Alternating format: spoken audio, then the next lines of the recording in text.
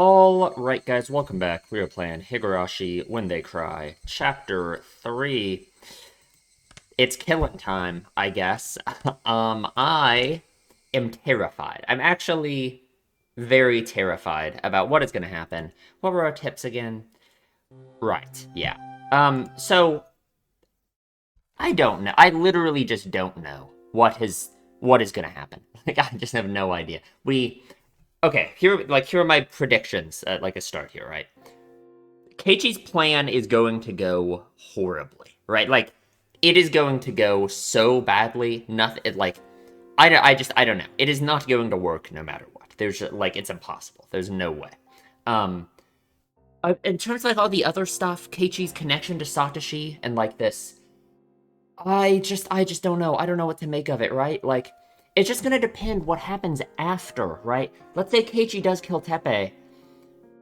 It's just gonna depend what happens after. Like, because I still just can't decide if I think what Keiichi is doing right now is in line with and is like, I should group it up with, like, the other murders that have happened before or not, you know? Like, I just don't know. I just don't know. Because this just seems so different than, again, the way he was in Onikashi, the way Shion was in Watanagashi.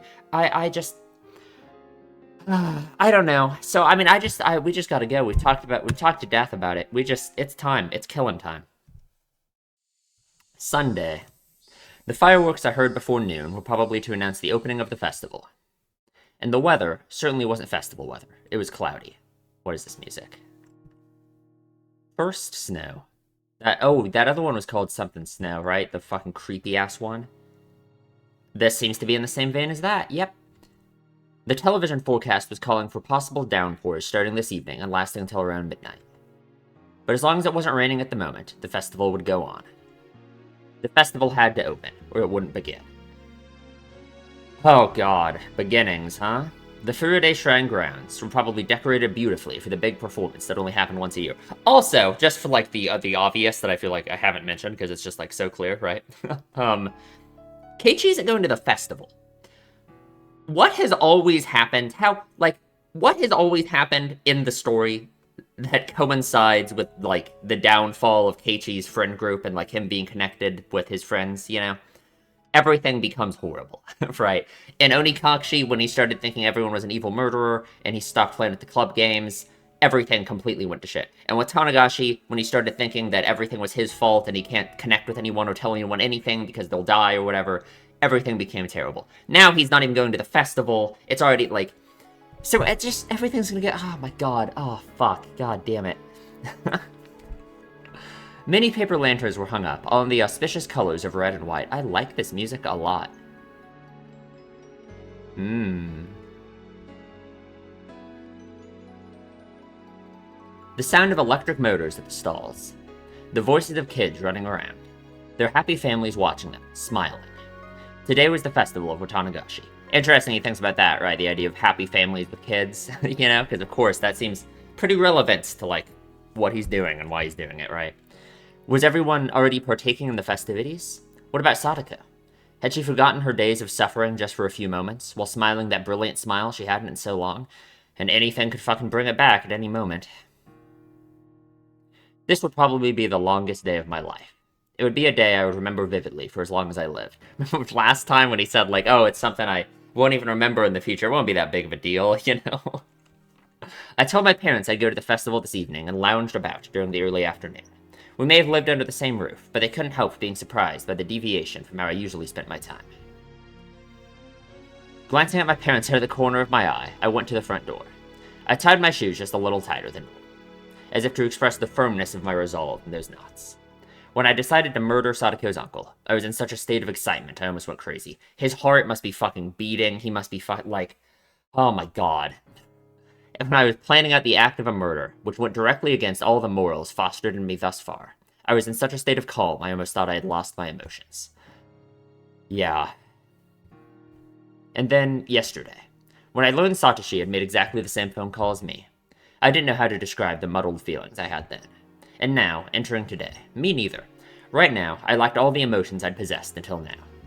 To make a simple analogy, it was the kind of feeling you might get right after you wake up, when you're still half asleep and you don't feel anything very clearly. It's literally like he's just, like, disassociated, and he just, like, doesn't even, like... God. I had no anger towards that man for the violence he'd committed against Sadako, nor did I feel sadness towards or sympathize with her. I felt no discontent towards my friends, who had just waited and watched, never reaching out to her with any help, and no nervousness or fear towards the day that had finally come. Yes, right now, you could say I was in the best possible condition for carrying out a murder. Okay, if you say so, alright, sounds good. The opposite of the way he normally reacts to even the smallest inconvenience, but... Right, okay. When it came down to it, I'd probably need to let my violent emotions take control. But right up until that moment, I would be like an insect. I would slowly, surely, and silently move towards my one objective. And then, when I had my prey, I'd attack like a bullet.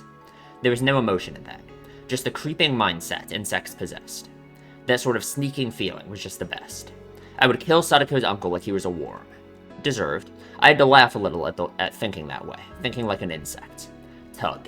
I tightened my laces one more time, and walked out the door. And then something followed behind me, oh my god. I brought the shovel out of the front storeroom. I would need it to dig the man's grave. Dude, he is fucked. He is so fucked. No, he's so, like, he hasn't even dug the hole yet. It's gonna take him 3 hours to dig the hole. Like, oh my god. Oh, fuck, dude. The shovel was a convenient one made for camping. If I twisted it like so and split it into 3, I could easily hide it in my bag. I twisted the shovel and dismantled it. And even though I had done it countless times before, I had trouble for some reason. Like I was suddenly clumsy now.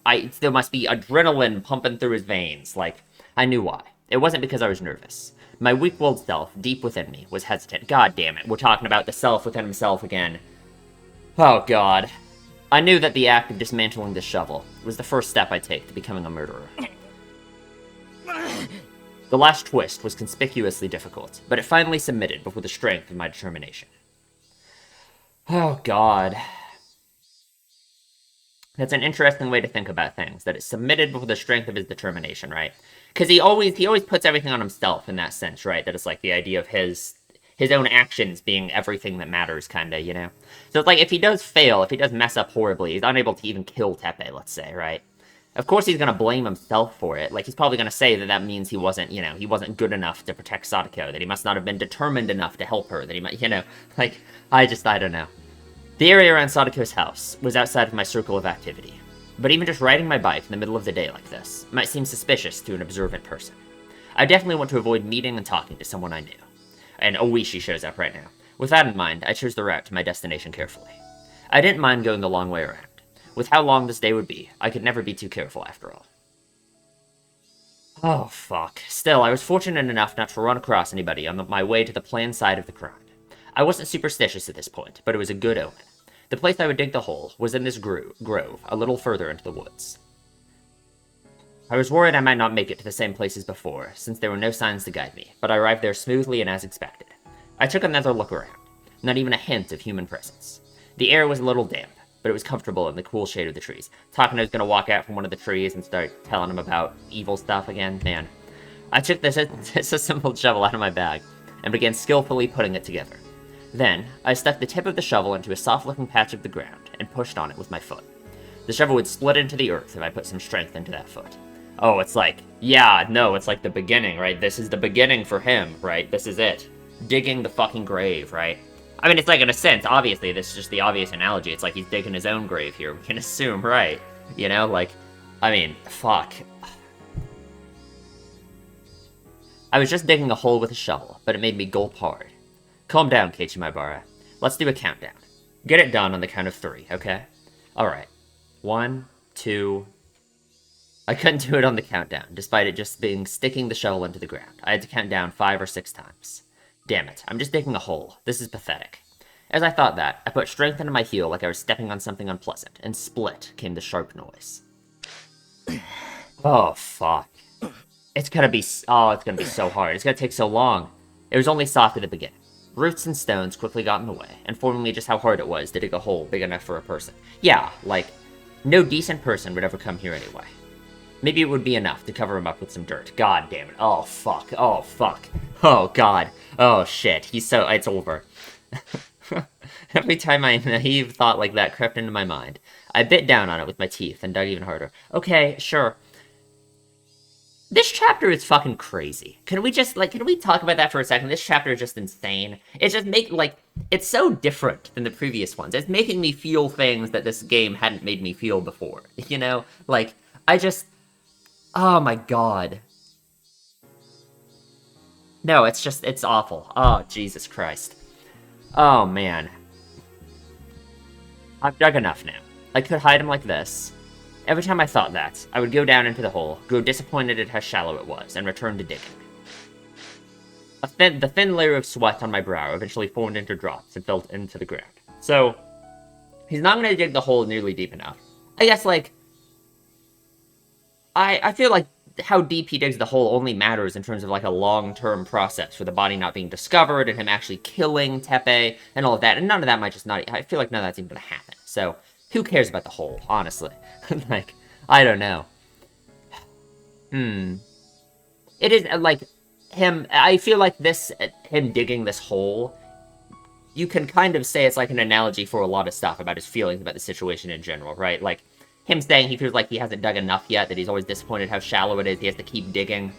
It's like how he always feels like he never does enough for, like, Sadako, for example, right? Like, that's why... That's kind of the feeling that has made him decide he has to murder Tepe, you know? Made him go this far. It's like this extreme reaction to the powerlessness of the situation, you know? So he's never happy, because he thinks there has to be something he can do. He can't accept the powerlessness, right? So he just has to keep going. He has to keep digging the hole deeper and deeper until he's reached murdering Tepe, because he can't accept, you know, the impossibility of it, I suppose. The thin layer of sweat on my brow, I already read that. My back was in even worse shape. My damp shirt adhered to my skin, and it felt so disgusting. The things I couldn't stand the most were the mosquitoes. Maybe they were attracted by the scent of my sweat. The white and black striped mosquitoes would cling to me whenever I let my guard down. It was hot. It was disgusting. I was sticky. I was itchy. All those uncomfortable feelings surged through me in waves. He's hot, huh? No. Can't do that. Impossible.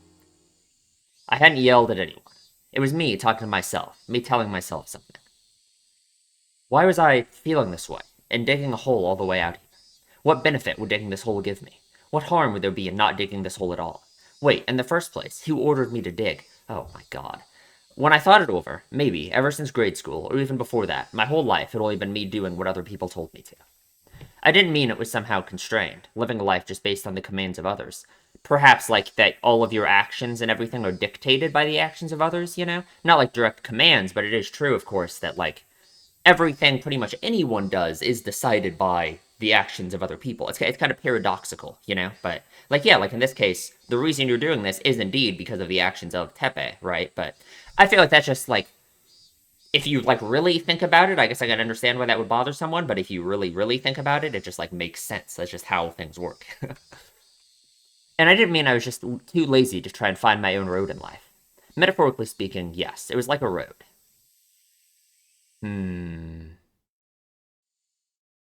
I'd never been particularly physically fit. This is interesting. I feel like this all goes into Keiichi's, like, core problem, which I feel like has always been his feeling about not fitting in, which has, like, it feels like it's been, like, it's been so vague and so, like, below the surface of the story at all times. But I think it's something he always, like, thinks about, even if it's so rarely directly brought up. Alongside him being so worried about being, like, true to himself, right? Like, he wants to be the real version of himself, right? That's why he freaks out all the time about the idea of other people being, like, fake, I suppose, you know? He thought about Mion and Rena all the time. You know, it's like even like Rika, when Rika was telling him, when he was talking to Rika and Watanagashi and telling her all the stuff, they had the conversation about the cats and the dogs, right? Even then, he was thinking stuff like how, oh, it's like, this Rika isn't the one I know, and all of that stuff, you know? And it all comes from a place of insecurity in him about, like, himself, right?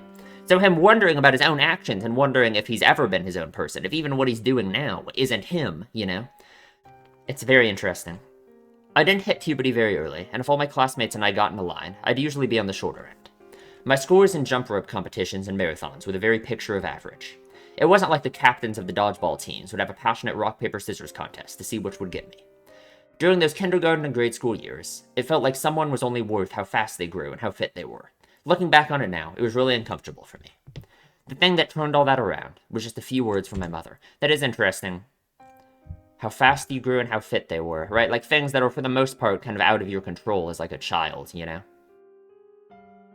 Kind of like aspects of yourself that are just kind of decided by your like nature instead of like how you portray yourself, I suppose.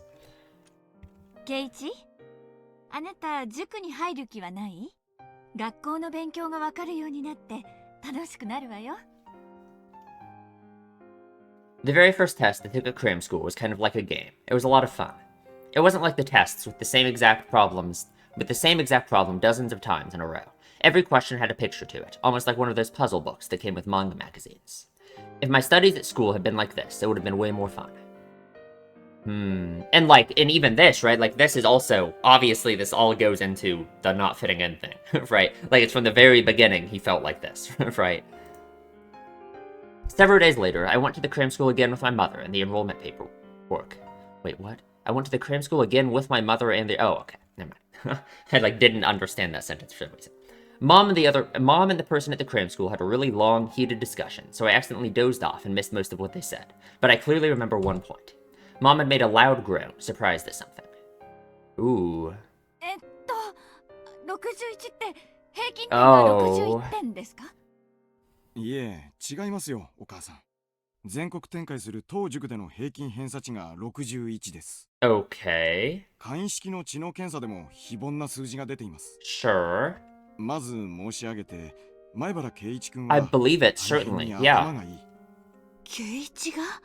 でも学校で Well, 大して成績じゃあ fuck り school, ませんし。 right? Like, school is not a good environment for a lot of people. A lot of people like Keiichi, honestly, right? Like, Keiichi's attitude, I think, is very similar to attitudes that a lot of people have that makes them struggle in school, right? Like, his extreme anxiety and his, yeah. 通信簿も234が適当に並ぶ平均的なもので、何かの間違いではありませんか？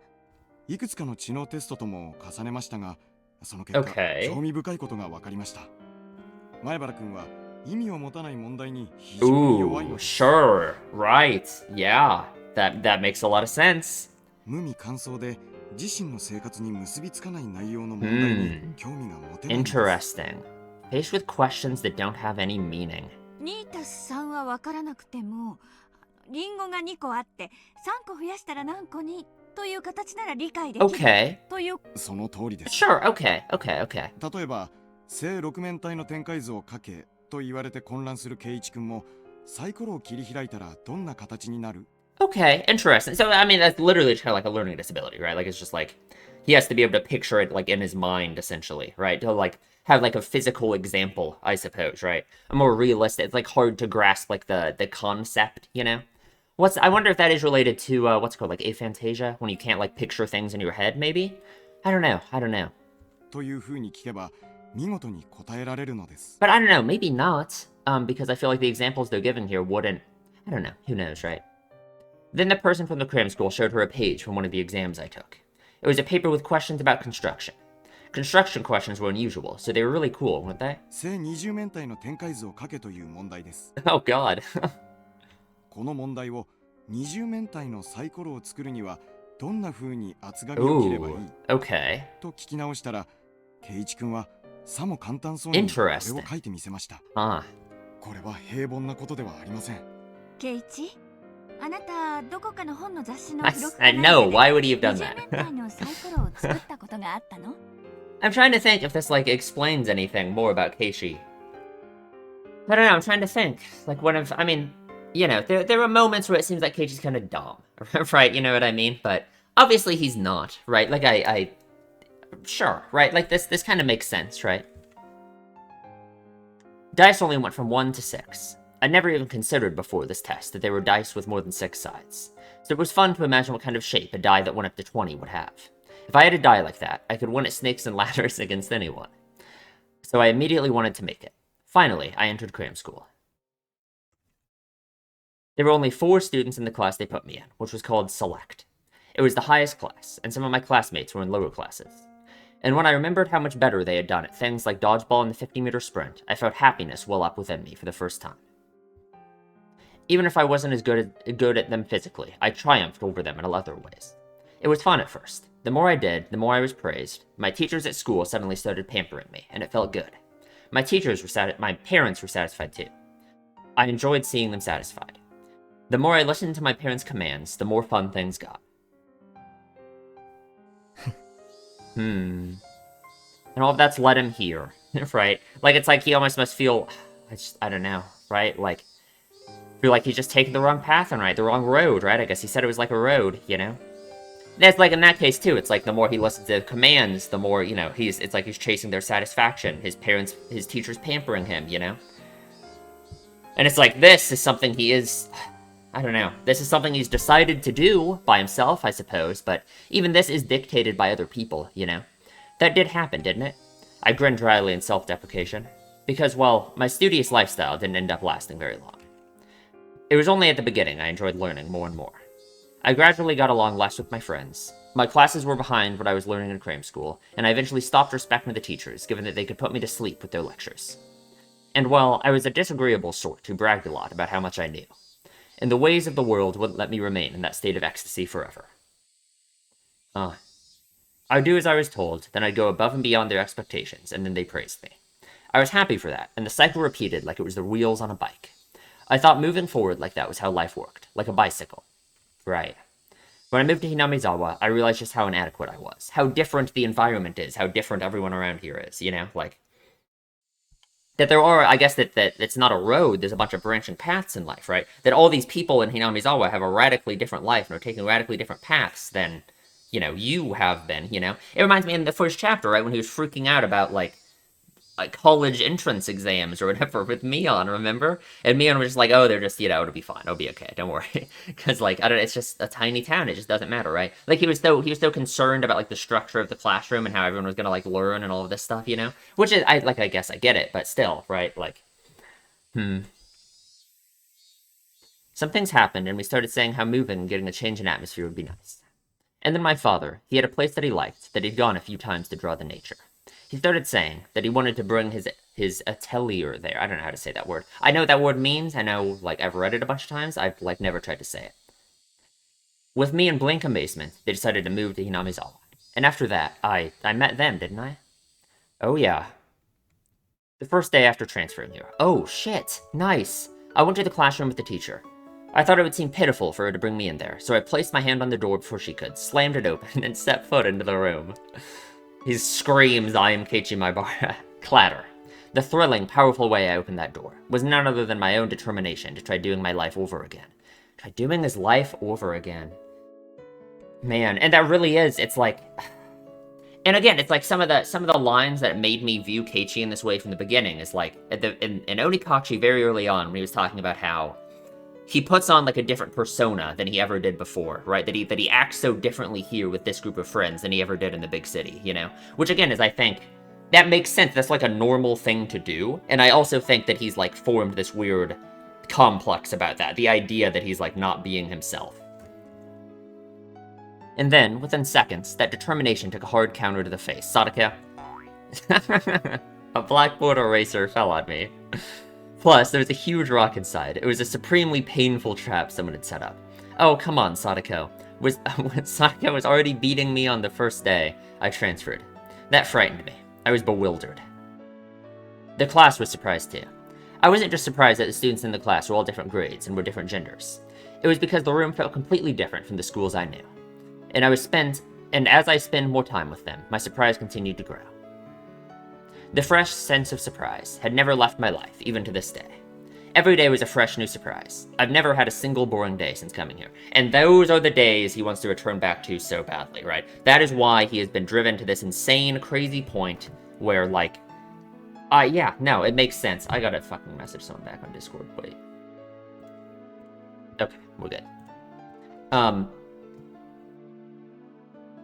Yeah, like, I don't know. Like, compared to his entire life before, I guess, right? Because he's talked all the time about how, like, horrible and miserable the city was and how different and how awful and, you know. I wonder if he had that realization just upon coming here, or if he was already... Because, I mean, I guess he said that he started disrespecting his teachers. It seemed like he was clearly unhappy in some sense before already, you know? The days were lively, spent with the other club members. We played Old Maid with cards, with scratches on the back to cheat. We let all our passions go wild during our games. This section is kind of scaring me, right? Literally. This reminds me... Oh no, this doesn't remind me. This makes me think it's almost like we're saying goodbye to Keiichi, you know? Like, I don't know. This seems like a send-off to Keiichi as a character. I'm kinda... Like, is Keiichi gonna die? We're gonna switch to fucking Rina narration? Like, I mean... We went all out as regular participants in tournaments at the toy store in town, and many, many more things. I wonder if they ever finished that tournament, huh? I guess probably not. Recently during those times, there was the bento competition. It was then. That's when I saw an unexpected side to Sadako. Thinking back on it, I only ate dinner with her 2 nights. It was such a sweet, gentle time I spent, and it warmed my heart remembering it even now.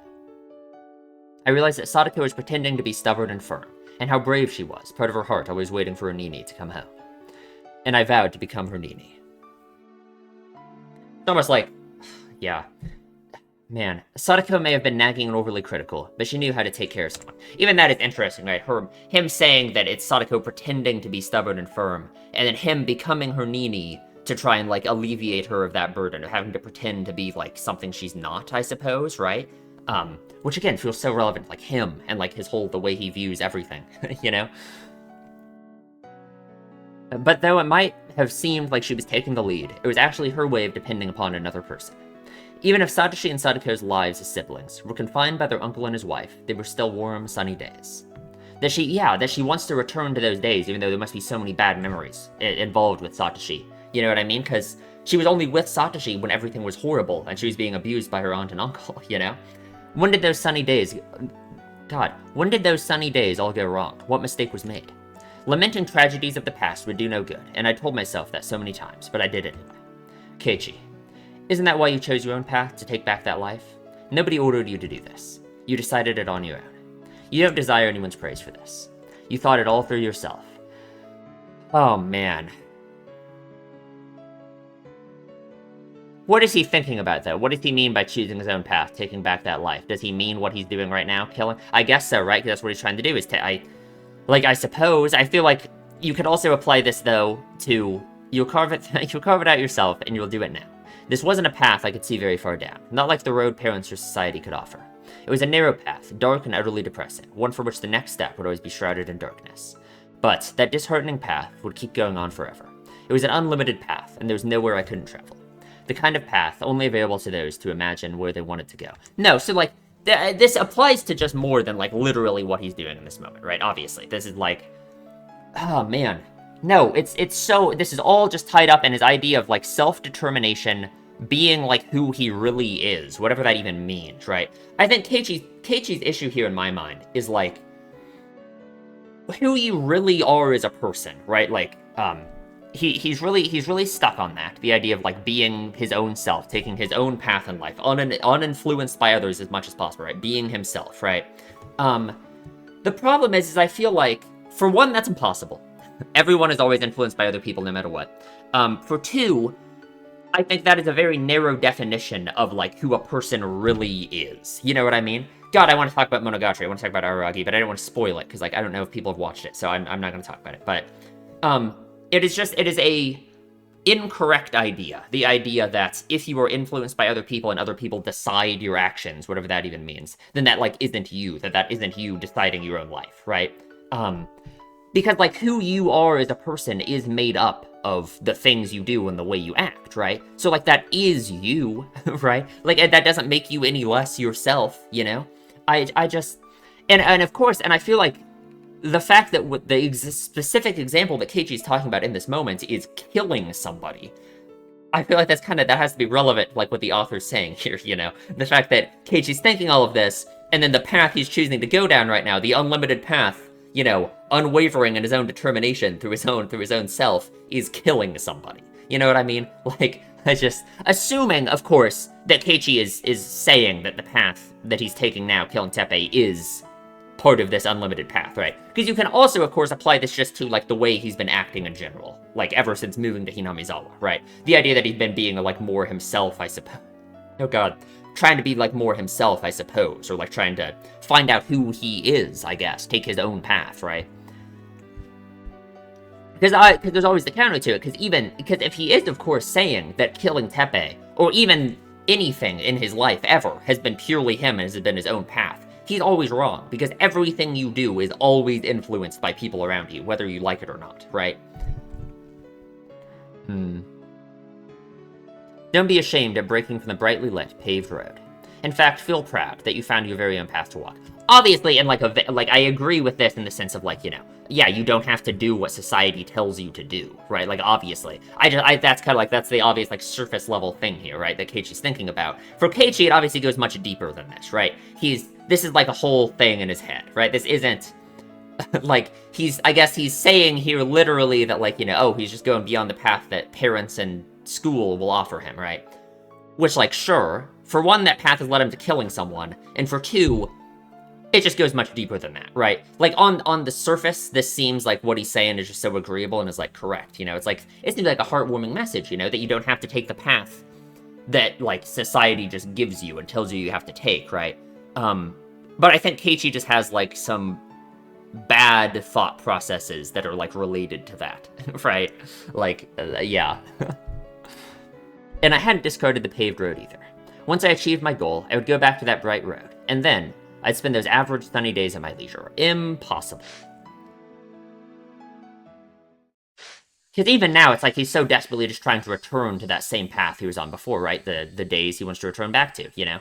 So, it's not like he's paving his own road now, right? It's like he's unable to deal... I guess it just all goes back to the same thing. He's unable to deal with the powerlessness of this situation, and in that sense, he's unable to deal with the fact that things do change, you know? Like, nothing is gonna last forever like that. And things are always going to change in your life, right? Like, yeah, crush. When I next realized it, the hole had grown so deep I couldn't believe it. Did I dig all this myself? You think? Is it enough? Is it ever enough, Keiichi? I put my shovel into the bottom of the hole. I would drag the body here, throw it into the hole, cover it up with dirt. Im-fucking-possible. Even if it took me time to camouflage it by putting plants on top, it would all go much more easily than digging this hole had. I glanced at my watch. It was almost evening, and I hadn't realized it. I may not have felt the time passing, but digging a hole this deep must have taken quite a lot of time. I took a seat on a slanted rock nearby, and wiped the sweat from my brow. Now, once it got a little darker, I'd go get the metal bats I hid in the schoolyard. Then I'd make the call to lure him out. And then, I'd do it. The number of things I needed to do to reach that moment were dwindling. I felt that moment closing in on me much more keenly than I did the passage of time. I didn't have any hesitation, but I still felt that, a contradiction. It's like he avoids thinking about the actual murder process as much as possible, right? He hasn't actually thought about, like, what is going to be like beating Tepe to death. Like, even now he just says, I'll do it, you know? Like, at every step in this process, I had a few chances to hesitate, to turn back, to let myself lose my nerve. Having to endure those million temptations and wait for when the time was right was an indescribably slow and painful torture. I thought myself acting all weak because of that, but I stopped midway through. This was okay. It was fine. I could detest the abnormal act of homicide as much as I wanted, and it didn't matter. I wasn't going to be a cutthroat killer after today. I would pass through this strange day and go back to the world I was in before. If I fell to the level of a psychopath who thought nothing of killing, I wouldn't be able to go back to my old life. Okay. Sure, right. Yeah, like, okay. I'm just reading this again, sorry, wait. Thought myself weak. I thought myself acting all weak because of that. Okay. So this was fine with me. I didn't have to feel ashamed at hesitating to kill, because I was human. It's so funny to me that I'd be the bearer of Oishiro-sama's curse at the same time I was aware I was human. I exhaled lightly and stood. I concealed my presence and sharpened my senses in all directions to search for anyone around but me.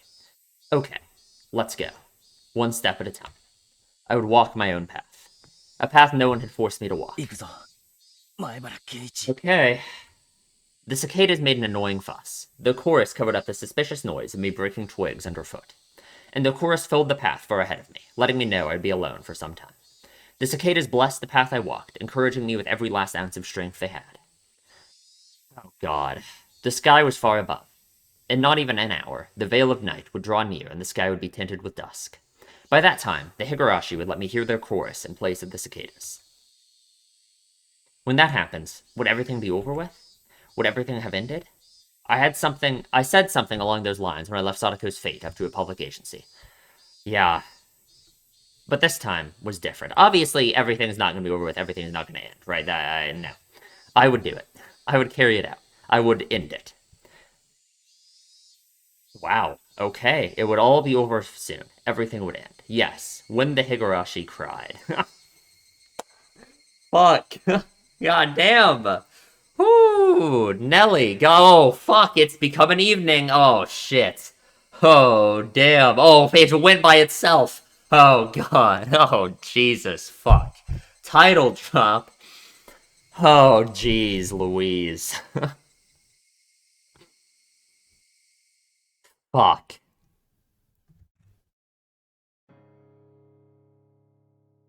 Oh, fuck.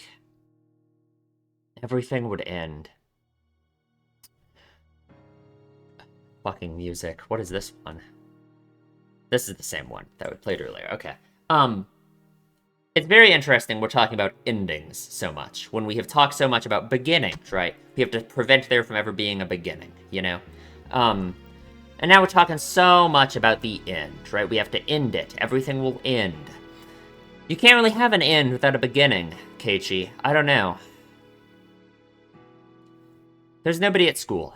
I couldn't hear the playful voices of children. This was the first time I'd seen the school with such a lack of human presence. Still, I quieted my breath and looked around, not wanting to be unprepared. Fuck. It had gotten darker outside, but it was almost like my eyes could see more clearly now. I made absolutely sure of my safety, then walked to the heavy construction machine I'd hidden the metal bat behind. I had a tinge of worry, a premonition, that someone had found the bat and hidden it somewhere else as a prank. If that happened, would I take that as an opportunity to desist? If it really wasn't here, then it's like he's hoping it's not there, you know? The sensation of chilled metal. It was still here where I left it. It hadn't run away. Satoshi hadn't run away. He'd waited here patiently, for me. Alright. Through the metallic touch, Satoshi grins at me in my mind. That's what I should be asking, you know? I did this last year already. You should be more worried about yourself. Okay, fuck. Satoshi's bag got lighter and lighter, and it fit into my hands like it was being absorbed. It didn't feel wrong to swing this. I could move it around so naturally, it was like an extension of my own right arm. Of course it felt like that. Satoshi and I were holding one bat together. Next, I would make the call to lure the man out. Oh my god, fuck. It wasn't a bad time for it. My friends were doubtlessly parading happy through the stalls. Can he do it? Can he do it, though? Like, fuck. Oh my fucking god. I hadn't considered where to make the call from. My house and Sadako's were pretty far apart. If I called from my house, I wouldn't make it. Couldn't I use the school phone? Oh, he hasn't thought about this? But as I thought, the room was locked up and I couldn't get in. Shit. I'm so naive. You should have at least figured this part out. I couldn't call him. And just for that, was today all over? I'm sorry, Satoshi. And just as I cursed my own naivety, a miracle occurred. A bicycle came into the schoolyard. It was a familiar middle-aged man. The one from the Forest Service field office. Okay. Oh, gee, I thought it was Tepe. Like, what the fuck? Why? Wasn't today Sunday? Was he here to pick up something he forgot? Oh. Anyway, the forest officer went around back and felt around in his pocket, then unlocked the door and entered. The best possible coincidence, and had to be Satoshi who saved me. The metal bat, through just my contact with it, told me this was the chance I couldn't allow to slip by. What, he's going to sneak in and call? The sections for the forest office and the school were neatly separated. I felt the man head into the forest office storehouse, which was so far in the back students weren't allowed into it. The door didn't match its fittings well, so it didn't close all the way, and the gap in the door opened slowly as if to lure me in. I took a deep breath and went in. I tiptoed along, silently and stealthily, and made it into the teacher's lounge. That was the only place with a phone. As I held my breath in the teacher's lounge, I heard the Forest Service officer walking back over. Then the back door clattered shut and was locked. I glanced out the window at the schoolyard, and watched as the man got on his bike like nothing had happened, and rode out the school gate. Fucking hell. The school once again emptied, becoming deathly silent. I waited for a bit to make sure the silence was the real deal, then reached for the telephone on the principal's desk. I fished Sadako's house's phone number out of my pocket. Yes, the number in the class directory for Sadako had been the one from their house now, where she lived with her uncle. Even this call, like, Keiichi's a fucking kid. Like, how is he gonna sound convincing to Tepe? I touched the dial with my fingers, and then thought for a moment about what to say exactly when he picked up. despite how many times I'd gone over it in my head last night. Now that I had my finger on the dial like this, it started to seep out of my mind like a cracked bucket leaking water. Simple would be best. More importantly, to say it straight and not sound suspicious. I counted off 3 heartbeats and spun the dial. Teppei could also be at the festival, so, like... Oh, fuck. Oh, fuck. Oh, fuck. Oh, fuck. The call sound. Would Sadako's uncle pick up? Now of all times, the hope that he wouldn't pick up, and the feeling of doom and the knowledge that I couldn't save Sadako if he didn't, whirled around in a vortex.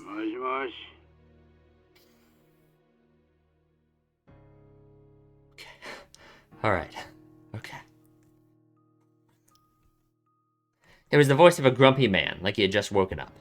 He picked up. Say your name so I know you're Hojo, you asshole. It would be terrible if I got it wrong. I made up my mind. I had all the initiative on my side. Here we go. I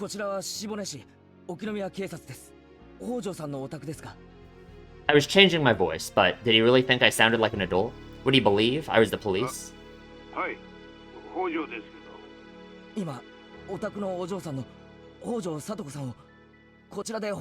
gonna ask for, like, details. I'm actually, like, freaking out right now. Like...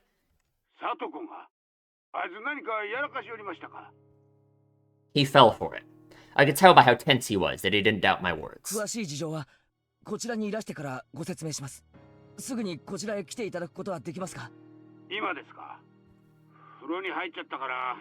the fuck? Fuck off! Hello? Oh my god. What? You don't want to come here because you already took a bath? God, I fucking hate this guy. God, I hate this guy.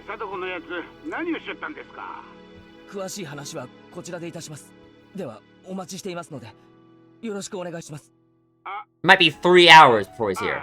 He's gonna ask for the address. He's gonna ask for the address. Yeah, oh, fuck me. Fuck. You moron. What the hell? The Okonomiya police station? I don't know where it is either. Are you from around here? Why don't you know that? A greasy sweat came over my body. Just lie. Make something up. Eventually, just as I was about to choke, he spoke. Fuck. Fuck off. Thank goodness, he remembered on his own for me. I didn't care where the police station was, so long as he left his house to get there.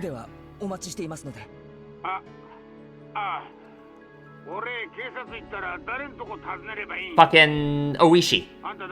Oishi. On top of that, he wanted to know my name? Just leave your goddamn house already. That was close. I almost thoughtlessly told him my real name. I managed to change the last syllable of it, though, thank God. I put the receiver down like I was running away. My fingers were trembling, and I was soaked with a tepid sweat. I wasn't just nervous about the phone call. With that call, everything had finally been put into motion. Fuck me. I left the school. It was locked before, but it was easy enough to open from the inside. But I couldn't lock it again after I left. Oh, in terms of being thorough, I went to lock it, but I couldn't waste time going back to the teacher's lounge and looking for the key. I needed to rush back as fast as I could and ambush him. I zoomed back to the scene on my bike. If Sadako's uncle got out of town before I got here, everything would be over. He'd learned there was no one at the station named Maibashi, and things would get pretty messed up. As I returned at full speed, I passed the family wearing yukatas. They must have been on their way to the festival. Many people in Hinamizawa knew my face, though I didn't know theirs. Even just passing by them like this made me uneasy. But I didn't genuinely come around here, so those living in this area might not have known much about me. That didn't matter right now. I needed to get back as fast as possible to control my breathing and to ambush the man. I hid my bike in the thicket and picked up Sachi's bat, which I just left hidden in the shade. And then I held my breath, waiting to see someone. I wondered if he still hadn't gotten here. Or maybe he went right out after the phone call and passed by here already? I couldn't figure out which it was, and was set upon by an indescribable impatience. Calm down, Keiichi holy fuck. Even if he came here already, he'd pass by here on the way back, right? The end result would be the same. It wouldn't change the fact that he'd die. He'd probably be coming on his motorcycle. How would I stop him then? I figured it would be the best not to think too hard and just hit him as he passed, or beat him out of his seat. That might just be impossible. The path was made of pebbles. If I hit him as hard as I could and made him lose his balance, he wouldn't be able to help falling. And then, the chorus of the Higurashi stopped. The sound of a bike approached from far away.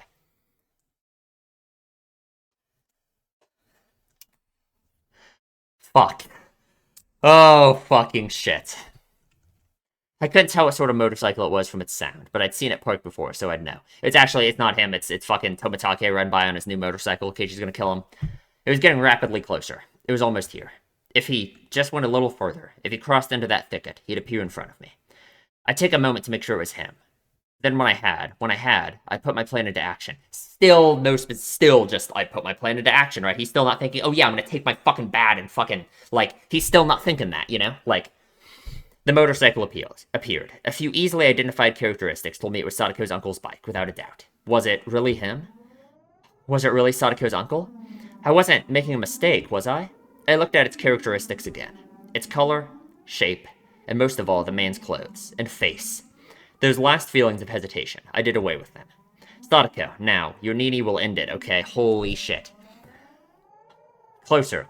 The bike came closer. Let's go. Satoshi.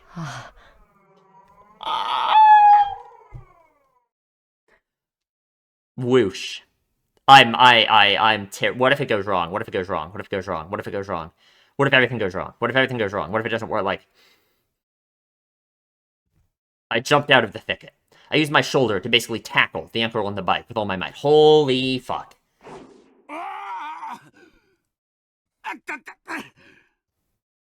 He gave a dumb shout as his bike completely lost balance. Finally, it fell, the bike scattering clouds of sand, and after spinning, it stopped. Is he wearing a fucking motorcycle helmet? That's gonna be pretty hard to kill him. Her uncle, tossed to the ground, didn't understand what had just happened, and groaned for a few minutes, crouched on the ground. He's not hitting him yet. Ha. My breathing started to become ragged. No, I couldn't have this emotion. Some weird secretion crossed through my brain and nearly made me hallucinate. Like, I can't even fucking imagine, right? How many people have ever done anything like this, you know? Like, her uncle was groaning. Now was the once-in-a-lifetime opportunity. What was I doing? All the sounds in the world cut off. My mental chaos from a moment ago withdrew like a lie, and I could feel the temperature in my head rapidly cooling down. The tension in my muscles all went away like the strings they'd been attached to had been cut, and I let my hands dangle at my sides. It wasn't quite like exhaustion. Have you calmed down now, Keiichi Maibara? Do you need to remember again why things got to this point today? Scrape. I stepped over the pebbled path, taking one step, another step, then another towards Sadako's uncle. The more I walked, the more my breathing calmed. The more I walked, the more I felt my body cooling, calming, chilling with frost. Yes, at this moment, this guy had lost permission to live. I had just rescinded it. So he mustn't stay in this world any longer. If he lived any longer, if Sadako's misfortune continued, it would be my responsibility for having allowed him to live. Exactly. Yeah, that's how he feels about it. I could feel the cooling substance going through my whole body, even down to my capillaries. Her uncle was at my feet now, still on the ground like an idiot. I smiled coldly at how ridiculous he looked. I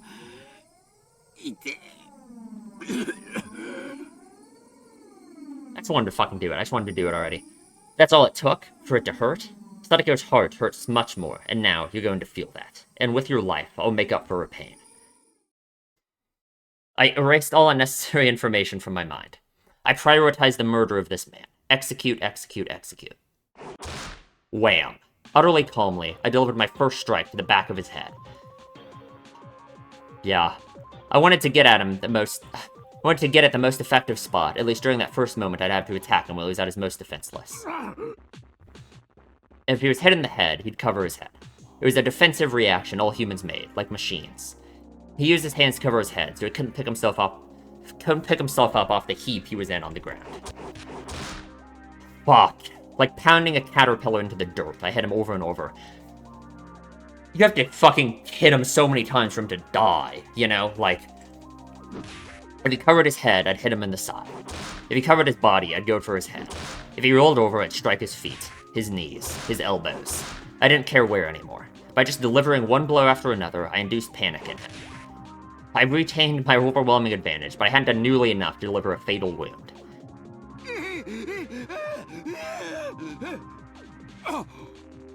Her uncle skillfully pulled himself up off the ground and started to run like a fleeing rabbit. Fuck! It wasn't a judgment he'd made after seeing my face and deciding whether to fight me. Right now, he was fleeing by instinct, just trying to escape from the threat that had presented itself. A counterattack from the more physically capable uncle was what I was most concerned about. He may have run, but it wasn't all that unlucky. And the odds were in my favor. The uncle didn't run away towards people, but off the path and into the woods. How pleasant that he would run in a direction where nobody else was. He was fleeing into strange geography, like a rat that instinctively runs into tight spots over and over. Yes, he was no longer human. He was a rat. The blood vessels in my legs expanded, and my total oxygen supply increased. I lowered myself to gain the most explosive velocity I could. Without breathing, I became a wind-like shadow and dashed. I crossed thickets, crushed dead tree branches underfoot, and drove through the woods like a bullet. He ran so cowardly, almost flailing as he went. After catching up to him, I didn't need so much as a blink of an eye to strike him again. Holy shit. My senses, mind and body, were all sharpened purely to kill this man. This was the first time I'd felt like this. Well, this was the first experience I'd ever had killing someone. I pray it's the last. It felt natural continuing to do this for the first time. And that meant I had this much talent for killing. Perhaps the act of killing was so simple that anyone could do it. Yeah, maybe it's not as hard as people think, right? I didn't struggle or grow tired at all at chasing the clumsily fleeing uncle. No matter how much he ran, it was like trying to get away from his own shadow. He couldn't get away from me. Fucking crazy line, huh? His own shadow, huh? I could easily aim at his back, his shoulder, and his head, even from this unnatural stance. Each time I struck him, he wailed in pain and begged pitifully for forgiveness, but it didn't disturb my mind. I was neither excited nor plagued by hesitation, like before. I felt sharp. I felt like a carnivore. Of course, so did the uncle, who was trying to run away because he didn't want to die. He didn't want to be eaten, like an herbivore running with all its might, trying to get away. Despite all the attacks, despite all the hits, he kept on fleeing without even staggering. Are we gonna get all the way to the dam site? And despite the bad footing in the forest, he impressively never tripped over anything. But there was no need to admire that fact. It was simply proof that he was no more than an animal. If he was chased, he would run. If he was going to be killed, he would run. He bared his fangs at the weak, but couldn't oppose the strong whatsoever. He was lowly, vulgar, a diminutive animal. Such a puny little creature had harmed Sadako. Scar after scar to her body and mind, deep wounds that might not ever go away as long as she lived. It's almost like, the way he's, saying all this stuff about Teppei, it's like, him blaming him for everything that happened to Sadako, which of course is, true, right? But he also blames himself for everything that happened to Sadako, right? He thinks it's his responsibility to make it not happen anymore, you know? So him going on and on about how weak and vulgar and diminutive Teppei is, you know? It's almost like he's talking about himself, having let it even reach this point, you know? Having let these things happen to Sadako as well, himself, you know?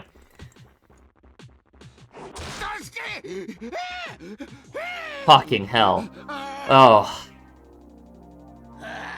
Fuck. My cold and calm emotions suddenly turned into bestial ones. My personality changed into something specialized for murder, purely to devour the diminutive animal before me. The uncle gave a puny little shriek, covered his head, and ran. I'm impressed by how much he can run. Fine, run as much as you like. I will be your death. What if he doesn't kill him? What if he doesn't catch him? What if he gets away? Right? What if he, I mean, I will choose the moment at my leisure. Your legs will hurt, your lungs will feel about to burst, your head will hurt from lack of oxygen. If you feel the pain has become worse than death, by all means, stop anytime. He could probably outrun him, but what if he gets somewhere, you know? Without turning back, suffocating on his terror of the approaching death, he just ran shamefully onward. Unable to face it, you know? Not being able to face things like that, right? And in this case, Keiichi is referring to himself essentially as an inevitable force, right? It's like Keiichi has the same thing, right? Just running onward, unable to face things, right? He ran, but he was chased. His head bashed with the metal bat, sweat and drool flying everywhere, blood clinging to him. From his mouth came the sounds of coarse, irregular breathing and high-pitched screaming that verged on crying. And pleas for forgiveness to someone, I don't know who. Pleas for forgiveness. Each and every second was a second of atonement that I granted him. Now run. Then fall and moan and die. Where did you even crawl out of, anyway? You were never here before. If you were never here, you never should have showed up. If you never showed up, our lives would still be fun and enjoyable. We would have gone to today's festival, waited for each other, and gone to the shrine, laughing. We would have been playing amongst the stalls right about now. We'd be browsing the strange food stalls you only saw at festivals, trying to get prizes from goldfish scooping, ring throwing, and target practice.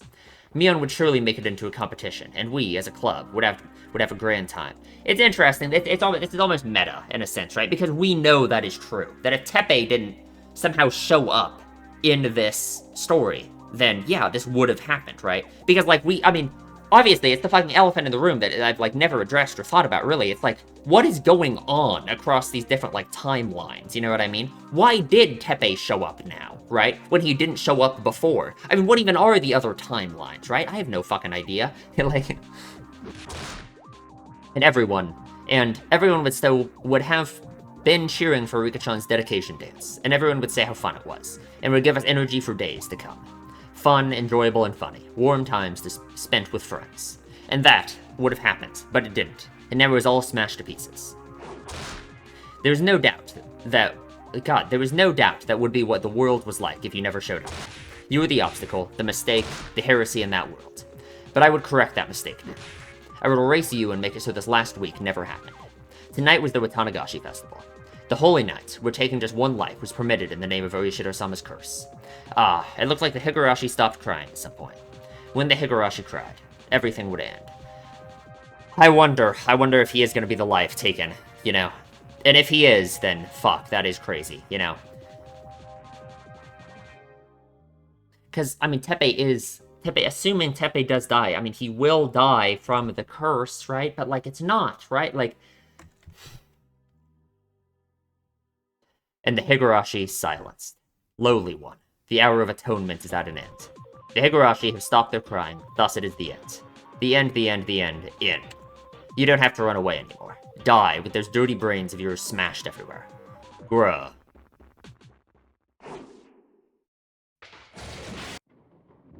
Lightning and thunder struck like an explosion.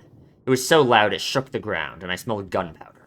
The response I got this time was clearly different than the one before. The metal bat crunched into the crown of his head. It was like the top of his head had caved in. The bat felt like it was biting him. Yeah. It had been the final killing attack that visited him. When I didn't overlook the opening he left as his knees gave out under him. I remained alert for a few moments, then thud, thud. He planted both knees in the ground, and then fell forwards, burying his head into the ground.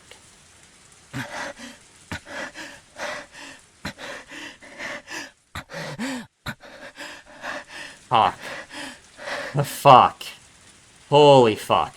I'd been holding back my ragged breathing, but now it all came out of me like a dam bursting. My head was dizzy and light, and unable to maintain my balance. I leaned against the nearby tree. Rain is terrifying, though. What about your fucking hole? Like, how far did we go, too? How far do you have to bring the body? The uncle didn't try and guard his head any longer. He's not going to be able to hide the body. After a disgusting sort of spasm, he stopped moving. Did I get him? Did I get him, for sure? I fought back my exhausted urge to fall over where I stood, and drew towards him, carefully, bat still at the ready. It was possible he was faking it and trying to wait it out. Should I check for a pulse? I realized right away, though, how unnecessary that would be. If I thought he might be faking it, then I would just have to keep pummeling him until I was satisfied. I fought back my ragged breathing again, and then swung my bat far above, and brought it down. Plunk. His body leaped like a bow, but he didn't try to cover his head. Then, once again, I aimed for his head, and swung. His reaction was the same this time. Fuck. After spending a few moments making his head into mochi, the hits gradually started to feel different, and it started spraying a filthy, dark red liquid everywhere. That was enough. It was definite now. I had absolutely killed him. There was no sense of accomplishment, nor one of regret. I didn't feel anger towards Sadako's uncle, nor pity towards Sadako herself. Instead, right now, I was feeling like my heart had been stolen by the downpour. It had begun to rain at some point, and how comfortable it felt. The rainwater drenched my body and dripped down to the ground. Guess that'll fucking clean him off, he won't be covered in blood. The excitement within me faded, as the rain washed away the grime. In exchange, my shoes were so wet they made splashing sounds. And despite abusing Sachi's bat like that, it wasn't bent very much. There were a few dents in it, probably from hitting the man, but nothing that would make it seem different from before. Instead, it had been stained, with black, with red, with mud and blood. But that itself would be evidence. The one piece of evidence needed to prove that my delusions hadn't just been daydreams, and that I'd ended Sadako's uncle for all eternity. Alright, Keiichi, calm your mind. The time for passion is over. Now is the time to be cold as ice. I needed to bury the body. But where was I? I simply followed the man as far as he ran into the darkness. I couldn't take a guess as to how far we'd run. There was already pitch black around us, and the only light I had to go on was the very faint lights on the road a little further down. It was so dark out. I hadn't noticed the darkness until just now. My vision was so good I could see the man's ugly hairline. I could have counted the pores in his head. In his hair, sorry. Or... in his head. No, in his hair. Okay. God, I can't read. It was only now that I realized how much crazy strength I had mustered at that moment. I went over to the streetlight. I looked up and down the road, desperately trying to figure out where I was. Oh no. This was the one road connecting Namizawa to the town. We were unbelievably far away from Sadaki's house. Had the two of us really run so far a distance? My surprise at that was accompanied by knowledge of the miraculous fact that despite running so far and making so much noise, we hadn't come across anybody at all. There was a long way between here and the ambush location where I dug the hole. There was no way I could carry the body that far. What the fuck do we do? Wait, aside from that, the bike the man took here is still lying in the middle of that path. That would be an issue. No fucking kidding. The police could tell whose motorcycle it was by looking at the license plate. And they wouldn't just leave it at that. Thankfully, the corpse was in a dark forest. Well, fucking for now, in terms of urgency, dealing with the bike could come first. And I wanted to get the shovel back from where I'd left it next to the hole. I shouldn't drag the body there. I would have to deal with it right here. Fortunately, the ground was like mud from the downpour. It was much more sludgy here than where I was before. I guess, but it's like, you shouldn't bury a body in, like, wet ground, right? Isn't that, like, risky? I mean, I might be able to dig a grave quickly here. Of course, my bicycle was still over where I'd left it too. It still wasn't over. Homicide had only been half of my goal. Fucking killed someone! Like, the other half would be just as important as the first. I would completely hide the body, not allowing a beginning to happen. I would erase the man like he'd never existed, and regain the peaceful times we had before. I bent my head backwards and calmed my mind even further. The big water droplets struck my brow mercilessly. They were actually quite comfortable, and for a while I let my desire have its way. After confirming that I was sharp again, I started running through the rain. The motorcycle was in the grass at the roadside. Considering how it looked, pelted with rain and covered in mud, it actually seemed like it had been lying there for a very long time. The plan was to drop the motorcycle into the swamp. Okay, the swamp was a bit of a walk from here. It's probably real fucking heavy. I lifted the bike up. I didn't think it would be so heavy. I was a little surprised. Once it was upright, it was fairly easy to roll it along. Still, pushing this thing all the way to the swamp was really not something I wanted to do. I could no longer ignore my exhaustion, and it warned me of numerous times of how far away the swamp was. This motorcycle, I wondered if I could ride it well enough. Once I got it going, it would basically be the same as a bicycle. Wouldn't it get me to the swamp quickly? A plan suggested by exhaustion. The anxiety at getting on a motorcycle for the first time withdrew. Terrifying. I turned the key, then you just kick this pedal, right? Yeah. Vroom. It's on. And then I gripped the handlebars, first the right, then the left. Maybe I twisted them too much. The bike lurched and did a wheelie like an angry horse. I lost it for a second. But it was just a problem of how much torque to apply. Let's try that again. This time, slowly, gently. That time it went well. It was strange to be on a two-wheeled vehicle that would go even if I didn't pedal. Very odd, but I got used to it quickly. Mion once told me you could get a scooter license within a day, and she was clearly right. This was pretty easy. I needed to throw the metal bat into the swamp too. I fucking guess. But I didn't know how I would pack the bat onto the motorcycle. Without much other choice, I stuffed it into the back of my shirt, feeling like a ninja carrying a katana. Fucking holy shit. I put the tip down the seat of my pants and hunched over. It wouldn't fall out. I got back on the bike, and this time, got going without any difficulty. I carefully pressed the button labeled light, and a rather strong light came on, illuminating the way forward. I probably really shouldn't have turned it on, but I didn't really have any way of seeing at this point, and had zero confidence I could ride through the darkness. As the rain came down on me, I maintained a precarious balance and inched my way towards the swamp. What if we fucking run into someone? Holy fuck. Along the way, I ran across a few people who seemed to be returning from the festival, but none of them had any interest in me. Okay, they were either all soaked through with the rain and hurrying on their ways home, or had their umbrellas low and their heads down. Yesterday I might have been wary even if these passerby, but right now it didn't seem to be much cause for concern. I fucking guess that's a pretty fucking optimistic thing that they were gonna care about this. I guess. In fact, it would probably be less suspicious to be riding out in the open like this instead of sneaking around. More and more, though, I started to think of that idea as naive, brought on by my exhausted state. I climbed a steep hill. On a bike, the hill would have put me out of breath, but I just had to accelerate a little bit to climb the entire thing. Motorcycles sure are convenient. For a moment, its light illuminated a sign before I passed by it. Onigaki Swamp. Good children do not play around here. No fucking kidding, huh? Still, it wasn't like the way to the swamp was cordoned off by a metal fence or anything. Parents and teachers would get mad at you if they found you were playing at the swamp, but some of the bad kids in my class apparently snuck out here sometimes to see the giant crayfish in the place. They talked before about how they'd go to the candy shop and buy some pickled squid, then just tie it to a fishing line and throw it in, and all the crayfish would come running. Once I got up to the bank, I used to do that as a kid. We would get bacon and put it on strings and get crayfish. It wasn't at a swamp, but Once I got up to the bank, there was a tiny ritual shrine and traditional ropes on one of the trees. And, as it swallowed the downpour whole, the blackened swamp had waited for me. If I slammed on the accelerator from the cliff-like stop I was on now, the thing would fly straight into the middle of the swamp. It's gonna make a huge fucking noise. I had to be careful not to fall with it. If I drowned and disappeared, man, what a stupid ghost story that would be. You have to turn it off, too, before you put it in, right? On the night of Tatarigoroshi, Sadako's uncle's corpse was found in a thicket by the road leading to town, and Keiichi Maibara went missing. Fuck. People would whisper that I'd been demoned away. The 5th year's curse would be a half-baked one. I got off the bike and twisted the accelerator as hard as I could. I let go when it seemed like it would drag me forward. The bike shot off the cliff. It was swallowed down into the swamp, leaving a far fainter splash than I'd imagined. Okay, sure. Its surface was being pummeled by the downpour, and the muddy, filthy water was flowing into it. Maybe it'll be fine. I couldn't even make out the motorbike I'd just thrown in there. It was pretty heavy, after all. Bat next. It would be quickly engulfed by the soft mud at the bottom of the swamp. And it would be pulled deeper and deeper until it reached hell itself. Yeah. I felt no reluctance whatsoever in throwing the man's motorbike down to the land of demons, but I did have a tinge of regret about Sachishi's bat. Would the bat even sink? I washed the bat with muddy water, and the gore sticking to it came off easily. I had sort of shared today's events with Sachishi, so I wanted to give it a quiet place to stay. What a nice, happy song. That's how I felt.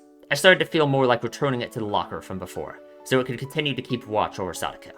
Satoshi, 俺、多分、お前のことを誤解してた。 Yeah. Satoshi listened quietly without nodding. I'm absolutely convinced now. You were the one who beat your aunt to death last year and saved Sadako. I always scorned you and called you a coward who ran away, but I was wrong. To the rest of the world, some deviant was behind that incident, but I know. That was something you did for her. And then, you disappeared. You finally got back to that peace, and lost it within days. So, I swear to you that I will live life to the fullest from now on. Live it enough for the both of us. I will live on as though this day, never happened. But, I will never forget this short time we shared together for as long as I live. I didn't know what expression Sachishi made as he listened, but as someone who had protected the same girl, I felt he had smiled and given me his blessing.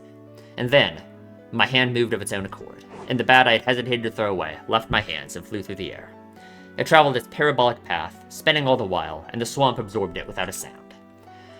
There weren't even any ripples when it hit the surface. That surface was tempestuous, like tempest? How the fuck do you... Like, yeah, tempest, I get that. Tempestuous? Like, sure. We hit the downpour, and the bat was long gone. For a moment, I regretted having thrown it. But I realized that might have been what Sachishi had wanted. How the fuck is he gonna feel when, like, tomorrow? Right? Like, holy shit. Assuming he doesn't get Oni cocksheed in the next 5 minutes. I would return for my shovel, get on my bike, dig a hole for the body, and bury it. It seemed like a simple sequence of events, but I felt extremely exhausted, and I had to do it all tonight. Sachishi left me with the only advice that I needed to finish this up soon. Then fell silent for an eternity, and disappeared at the bottom of the demon's abyss. Fuck. I returned to the path I'd ambushed her uncle on. My bike was hidden, sleeping in the brush. I stood it back up. My whole body felt heavy. But I needed to finish by the end of the day, even if I had to whip myself to do it. Oh, I forgot something. I didn't just come here for my bike. The shovel was here too. I was just thinking, like, what's he gonna tell his parents when he gets back so late? But I guess he can just say, I don't know, I went to Mion's house because of the rain, I didn't want to go through it, or something. You know, it would be fine. Not good. I was zoning out. Every once in a while, if I let my guard down, my vision would almost go black. Pull yourself together, Keiichi Maibara. It's still not over. I went into the grove of trees, and looked for the hole in which I'd hidden the shovel. Unfortunately, I had hidden it deep in the forest, not wanting it to be seen, and now everything was black in the night, and I couldn't see anything anymore. I reawakened my fading consciousness, and realized how big this annoyance really was. Fuck, yeah. The sweat the rain washed away before came back up to my skin, deep, deep in the forest where the streetlights could never reach. The fact that it would be so pitch black had been completely uncalculated. With this much darkness, even if I hadn't been able to kill him right away like I'd planned, I didn't know if I could still have buried him without a problem. What should I do? I simply couldn't find the shovel tonight. If I forced myself to go deep into the forest, I'd lose even my sense of direction and might actually get lost in there. That might have been an exaggeration, but it was fully possible I'd trip over a tree root and sprain a muscle. Oh right, my house's storage room. There's another shovel there, the same fold-up kind. Couldn't I go back to the house, get the shovel, and give up on finding the shovel tonight? It's not as though the name might borrow was written on the shovel, but it seemed like an unusual item from an import variety store, made in another country, so I didn't want to leave that shovel here. But in this darkness, I couldn't do anything. Fuck, I should give up and go back to the storage room. And there was an electric lantern in there. If I used that for light, I could look for it. But it was so extremely dark. Could I light the way with just the lantern? The light of a lantern in this dark night. I couldn't discard the possibility of it drawing eyes. And in all this time, like, fucking Teppei's body could have already been found, right? Like, I don't know. Like, it's unlikely, but, like, holy fuck. And I doubted if I could find the shovel with the lantern's feeble light. Besides, I'd left the body there for a pretty long time already. My sense of fear, dulled through excessive exhaustion, finally reared its ugly head. Anyway, for now, the most important thing was to hide the body. A shovel being found wouldn't be a big deal, but a corpse? If they found that, I'd share the same fate as Satoshi. First, I'd go back to the storage room at home. Then I'd get the lantern. Now that it's gotten this dark, I might still need light to dig a hole for the body too.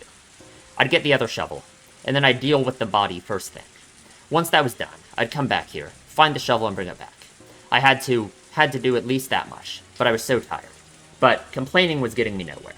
If I started getting complacent now, everything will have been for naught. At some point, I'd sat down. I gritted my teeth and endured, lifting my heavy hips. The night was young. Of all the nights I'd experienced, none had ever been this long. I guess he was right, this is the longest day he'll ever experience, huh? When would it all end? The night was young. Fuck me. God damn it. Fuck.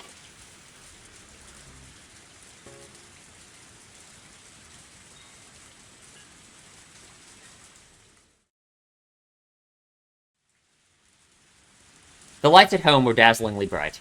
Oh my god. Okay. Suddenly, they reminded me of how hungry I was. I checked the clock and saw that it was almost 7. I thought for sure that it was 2 or 3 in the morning already. Oh, wow, okay. Literally. I was surprised at how messed up my biological clock had gotten just from this one night. There was a warm light coming from the curtains in the living room window. It must be so tempting to just go in there. The worlds between here and what was beyond those curtains were so different. If only that man hadn't shown up. I would have been in that light. I'd still be excited from the festival. I'd be talking to my parents about how much fun I had with all my friends. And then, even though they made a hot meal for me, I would have eaten way too much at the stalls, barely eaten any of it, and gone back to my room. No doubt, I'd crawl into my futon and easily let myself fall asleep. But right now, I was completely different. There wasn't a single ember of warmth from those weak streetlights. Right now, I was unconnected to any time spent with my family, and there was neither warm food, nor the time to allow myself to sleep. I've had, like, dreams like this, where, like, I'm wandering around in the middle of the night doing, like, some crazy shit. Like, I remember, I've had this dream several times, where it's like it's the middle of the night, it's pitch black, and for some reason I'm trying to, like, walk somewhere that's, like, really far away, and it's just, like, really hard, because it's pitch black in the middle of the night. And it's like, Keiichi's, like, living that dream right now, like, fuck. My body exposed to the cold rain. I knew that I simply had to spur myself on to accomplish what I must. I realized how timid, how cowardly I was becoming. For what purpose did I need to kill someone so badly that it was worth feeling this terrible? I'd lost sight of that purpose. I selected the fastest, most fundamental way of saving Sadako, and executed it without hesitation. That man is dead. He was gone. He would never, ever hurt Sadako again. We all thought frantically for days on end about Sadako's problem, and finally, with no options, we gave up, and I had solved it in one night. By myself, without anyone's help.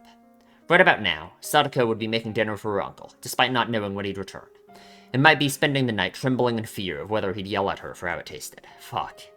But her uncle wouldn't come home. She wouldn't have to fear his wrath, nor let him make her feel sad. Or, who fucking knows, because she thought this was a trial for Satoshi to come back, so... She might think she failed, she might, like... It might just be horrible. Like, I did it. I successfully saved Satoko. All I'd been thinking about for a long time was killing that man, and I'd forgotten the feeling that it was actually all to save her. Fuck. I did something good. That's right.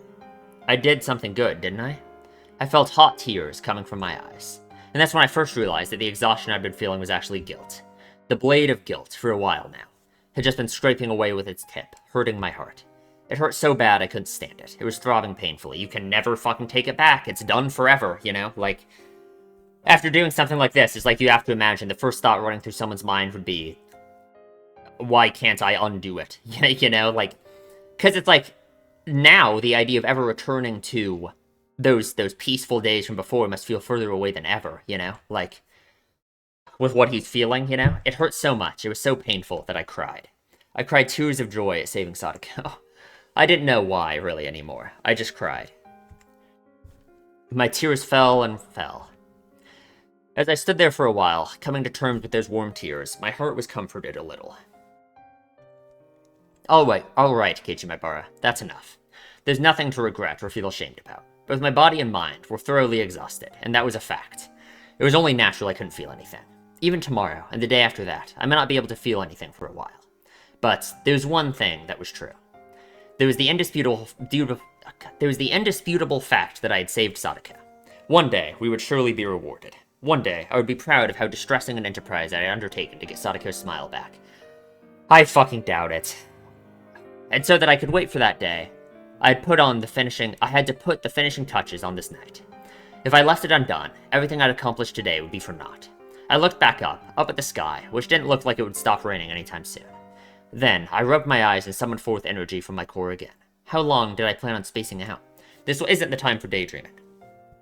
Literally, the body is sitting there, like, someone could find that corpse this very moment. That pessimistic thought was proof that the very natural emotion of fear had returned to me. As I allowed the fear to spur me onwards, I went to look for the other shovel and the lantern inside the storage room. Please tell me his parents didn't come out. Okay, nice. It was fortunate. I remembered what it looked like around the streetlight the body was near. With how dark it was quite possible I wouldn't have been able to look for it either. I didn't realize that when I left the place, so the idea of memorizing the spot hadn't even crossed my mind. And that's why I had to call it fortunate that I managed to get back to the body like this. The corpse was now located in a big, muddy puddle. Half the thing had already sunk into the swamp-like pool of water. Him calling it a thing. Like, of course, I guess, right? I only realized afterward that there was an unused irrigation channel right nearby, clogged with fallen leaves and dirt, and there was rainwater flowing in from there. My shoes had been awash with water for a long time now, so without any hesitation, I stepped into the puddle. Luckily, the whole muddy stream washed it all away.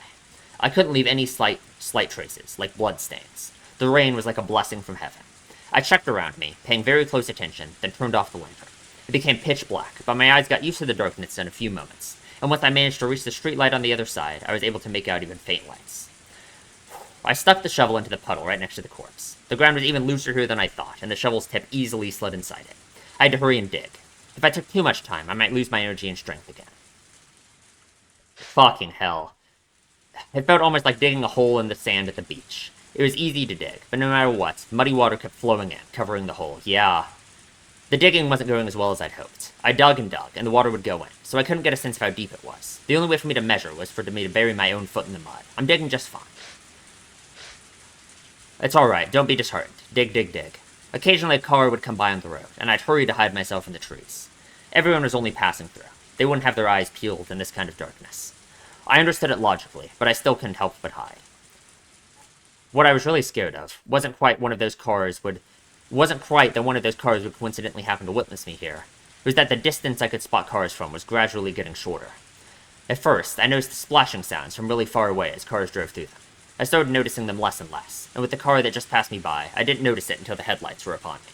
I felt my senses growing duller by the second. Fuck!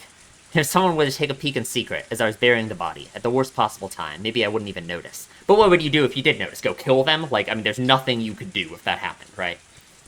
The moment I thought that, I took a good look all around me.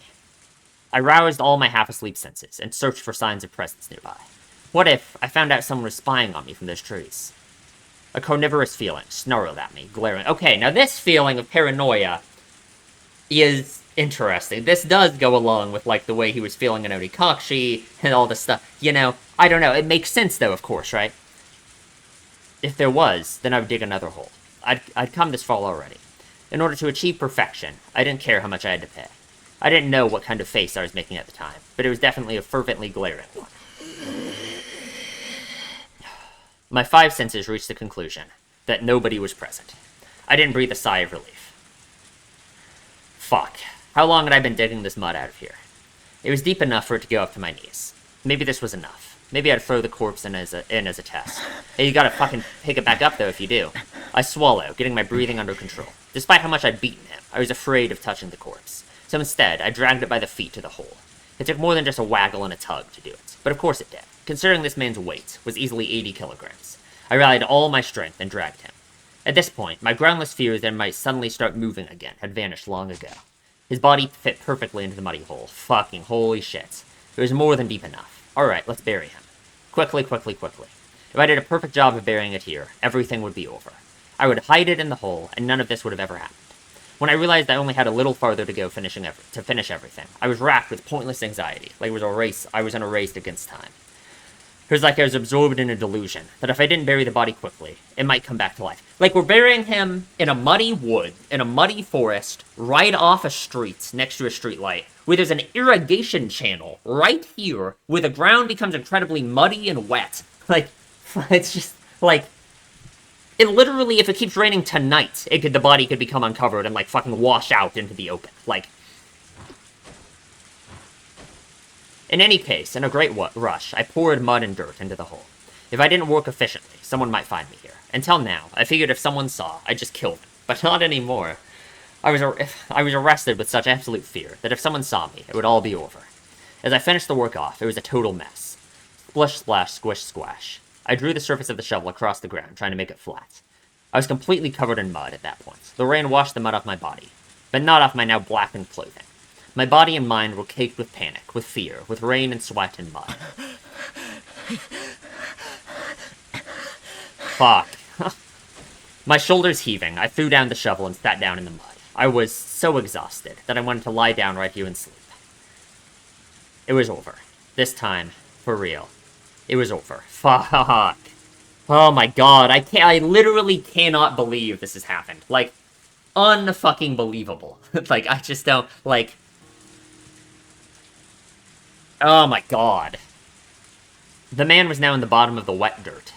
Right this moment, there were traces that this place had been dug up, but the rain and flowing muddy water would completely cover it all within moments. Yes, it was over.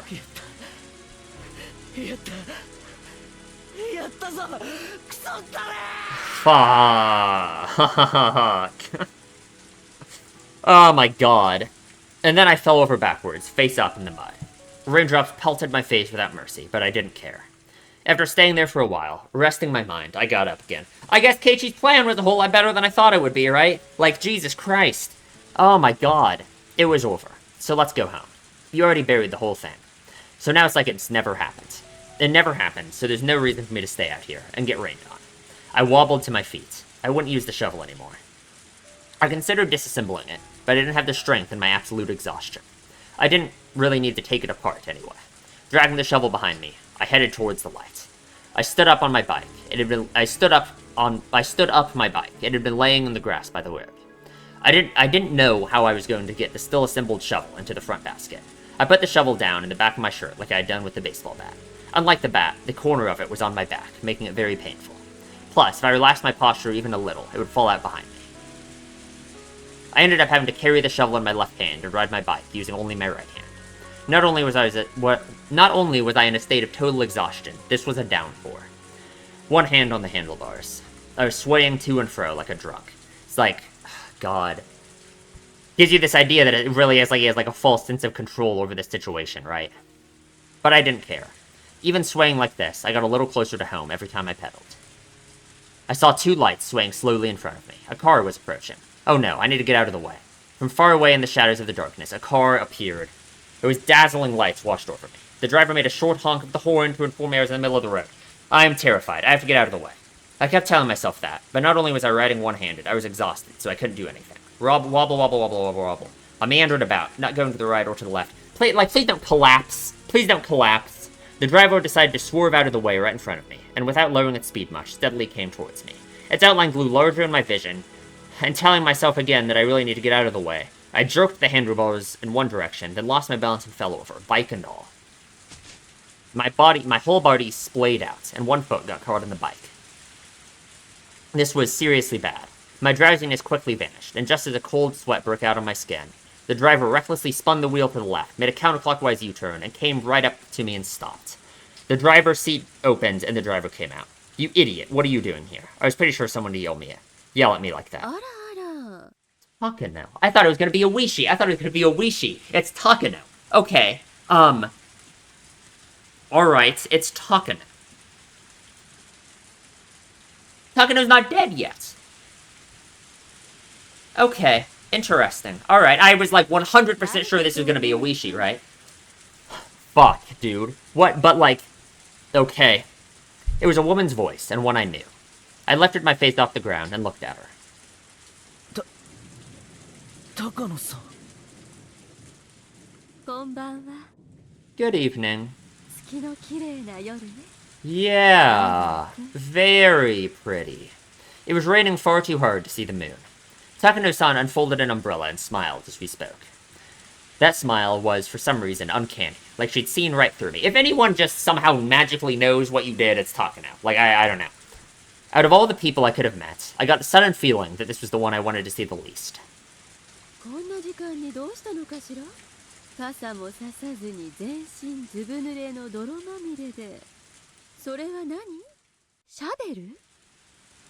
She'd come here via car. She wouldn't have known what I was just doing. Just say nothing and leave. Who cares, right? Like, and yet she smiled, as though she knew everything. Calm down, Kichimabara. She always makes that mysterious-looking smile, remember? Don't let her on to anything, lest you dig your own grave.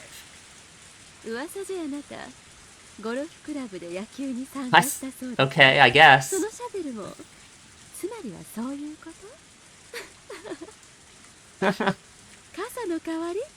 Sure, why not? I should tell a good lie here. No, just leave. Who cares? Just get out of here. If I could just do that, things would work out.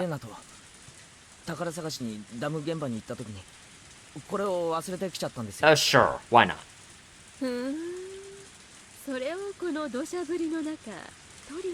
Who cares? Keiichi, just stop talking to her. Just leave. Just get out. Just get out of here. Like, it's been raining for hours.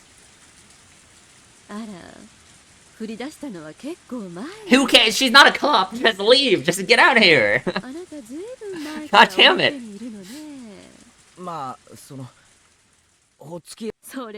Sorry, I skipped that line.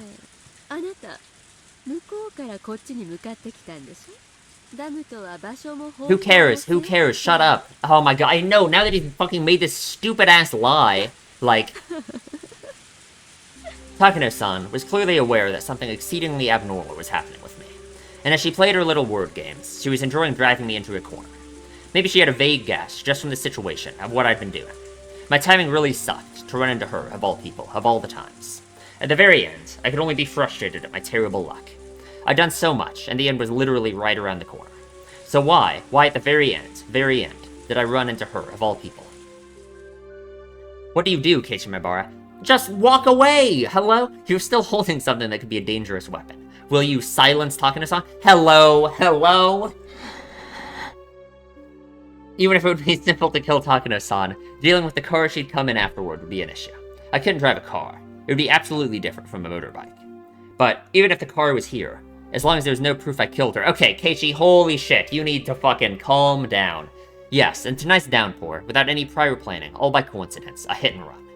As long as I didn't drop any handkerchiefs with my initials on them, they would never know I killed her. What the fuck? A black flame quietly smoldered and raged in the core of my body. Okay, sure, just leave. Takano-san started to laugh by herself, then thankfully stopped talking about it. But the dark clouds in my mind didn't go away.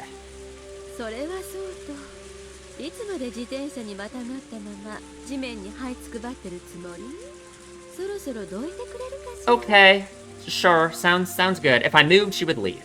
So I tried to get the bicycle up and out of the way, but then twisted my ankle in it and fell over. There was a sharp pain in the ankle I'd twisted. This is nonsense. A sprained ankle? Now? Hey, it gives you an excuse, right? If your parents ask why you got back so late, say you sprained your ankle and you had to fucking limp home. Takano-san squats down and takes a good look at the ankle I keep rubbing. She's a nurse, right?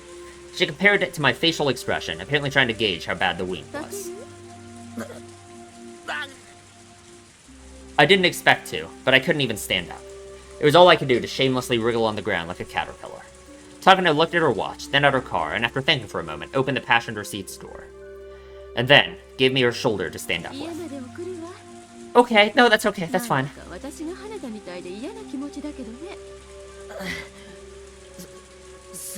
Okay, will your bike fit in her car? I don't know. Okay, I guess. Yeah, it's so good that Takano is so nice and awesome. Yeah. Yay! Woo! Nobody good has ever called themselves a nice person. But that would have been a terrible thing to say to someone holding me up like this. I took Takano's hands and sat down in the passenger seat. Takano-san went around the back and looked at my bike on the ground. I could clearly tell from her face that she thought it would be a pain, since it would be heavy and it would get her car dirty. But my bike has the name of my bar written on it. I couldn't leave it out here like this.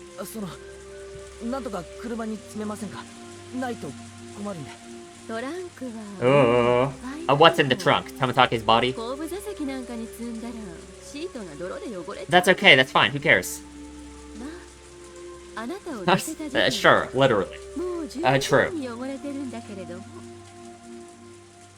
I turn back to the back seats and see someone's folding bicycle there already. Oh, interesting. It still looked big enough to fit my bike in there as well. Tomatake's bike, maybe, right? I don't know. My expression reflected my thoughts, and the exact thought seemed to get through to her.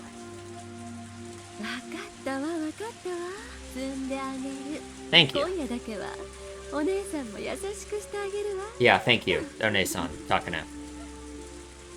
Takano-san continued with her mean jokes, but she hoisted my bike and loaded it into the back seat for me. The mean jokes were one thing, but couldn't she do something about that eerie smile of hers? Literally. And even more importantly than the bike, I didn't want to leave the shovel here. The shovel could be directly connected to the very body of me.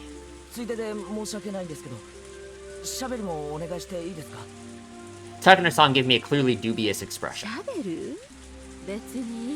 Well, yeah, hello, of course he wants the shovel. Hello? Well, yeah, hello. Why, he's not even gonna leave a shovel sitting here, that'd be weird. Like, come on. The more I talk, the worse it gets for me. That's how I felt, so I didn't force myself to answer her. Eventually, outlasted by my silence, Takano-san gave a short shrug and sighed. Like, it's like she just knows. She just knows. She just knows. Like, she literally just knows. Takano-san brought over the shovel that was lying in the middle of the road. I clutched it like I'd never let go of it again. Takano-san watched me with a puzzled look.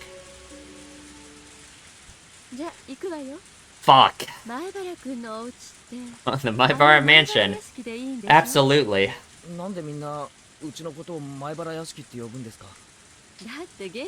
It's big, right? But it's just like the art gallery place, right? As she spoke, Takano-san pulled the handbrake and stepped on the gas. After making a skillful U-turn using the shoulder of the road, she steadily increased in speed. From the rearview mirror, that accursed place seemed to melt into the darkness. She's gonna ask, like, hey Keiji, who do you kill? Like... What?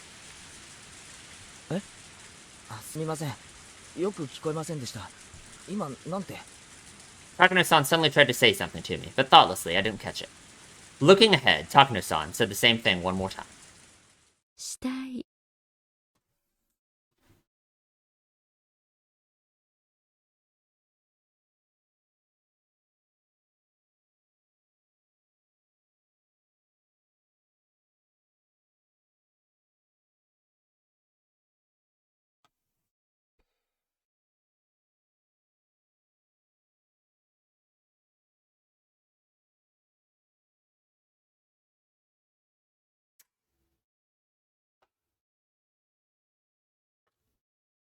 Okay.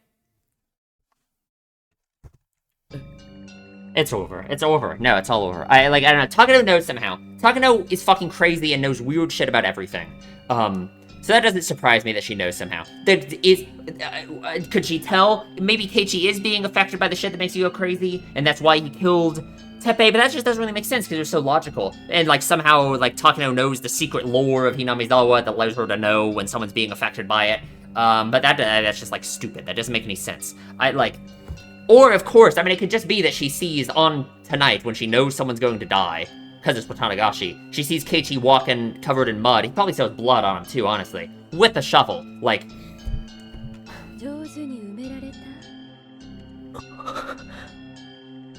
I thought my heart might beat out of my chest, but I didn't let it show. But my lungs were squeezed tight, and I couldn't breathe.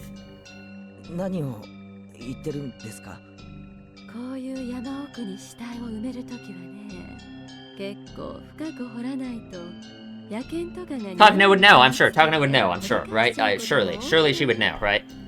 野犬が加えてた人骨で事件が発覚。警察一帯を山狩りへなんて結構ないことじゃないのよ。Pound, pound, clang, clang. Huge rusted bells started ringing in my head. Had I buried it so deep that I could absolutely say it wouldn't be found? The answer was no. I was in such a rush to bury him and get it over with that I couldn't deny having possibly buried it too close to the surface. No, wait. That's not... Wait, anyway. This woman, how does she know? She had just passed by here in her car by coincidence. How the fuck would she know? How the fuck would she know? I just, like... Because, I mean, like, I guess Keiichi, when they were talking, he literally did say the weird shit about, like, oh, it could be Teppei, right? It could be Sadako's uncle next time, right? So, I mean, like, I guess just all of that fucking evidence could just make it obvious for Takano, but I just don't know. And we ran into each other by coincidence. If she had been watching the entire thing from the trees, and once I left, she came back in her car, it didn't make logical sense. Of course, she could also just not know, and she's just saying this, thinking that Keiichi might have killed someone, you know?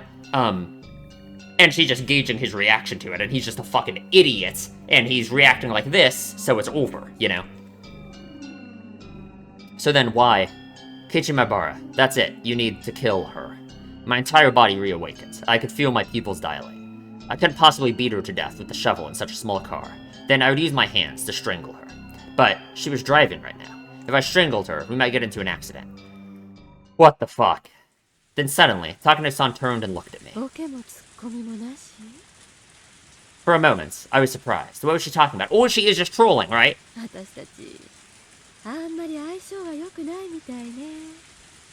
Takano-san said, disappointed, returning her gaze ahead. Yeah, maybe it was just that, right? That she is literally just, like, kind of trolling him, gauging his reaction to that, you know? And she might even have no idea that she's right, you know? Like, probably, right? She probably just said that, just, you know, she likes to do things like that. Okay. I repeated the words she'd said a few times in my head, and finally realized she meant it as an off-color joke. I didn't know whether it was really a joke, but I don't know either, Keiichi, so I wouldn't be able to fool her, no matter how many lies I told. Right now, with her driving the car like this, I couldn't kill her. I would have an even harder time doing it when we got back to my house. That moment we met, that had been my best chance. And I happened to have missed it so easily it hurt. He would have just fucking killed her, like... After that, Takano-san didn't say a single word. The car was completely buried in an almost suffocating silence. Well, no, it gotta be loud as hell with the rain. Like... What kind of woman had I run into? With everything that had happened today, I managed to pull it off. And at the very end of it all, I just had to go home and go back to sleep. What bad luck.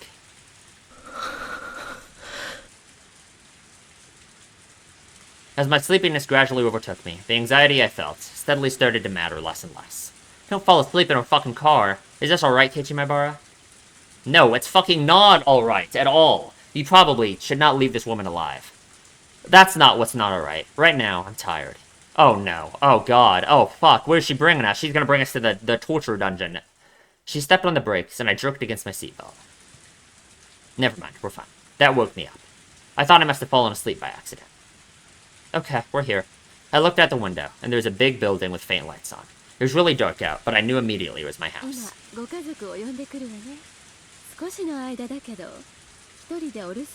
Oh fuck, but now they're gonna know we had the shovel, like... バカにしないでください。それにほら、もう大丈夫です。一人で歩けますから。あらあら、さっきは痛そうな顔して。Okay, sure. まで借りたのに。ひょっとしてお姉さんに甘えてみた。 What did he do with the lantern that he brought out? What did he do with the lantern? I don't know, right? Like, okay. As Takano-san spoke, she left the car and opened up her umbrella.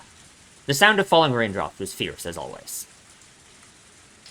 I carefully reached down and rubbed the ankle I'd twisted. There was still some pain and a little weirdness, but they weren't that bad anymore. Rather than being happy about how light the wound was, I first regretted this whole thing. If I hadn't twisted my ankle, I could have still taken the option of killing Takano-san right then and there. There probably wasn't much doubt that Takano-san was convinced I was involved in some sort of crime. Maybe, I have no idea. If she knew about everything happening with Satoko, then she might have even guessed I'd killed somebody. Click.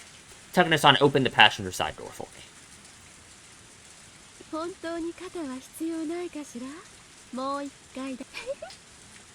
I ignored her and answered by getting out of the car and by myself. The rain was still pretty intense. Fuck. I got my bicycle out of the back seat. I was a bit curious who the other bike belonged to, but that didn't really matter right now.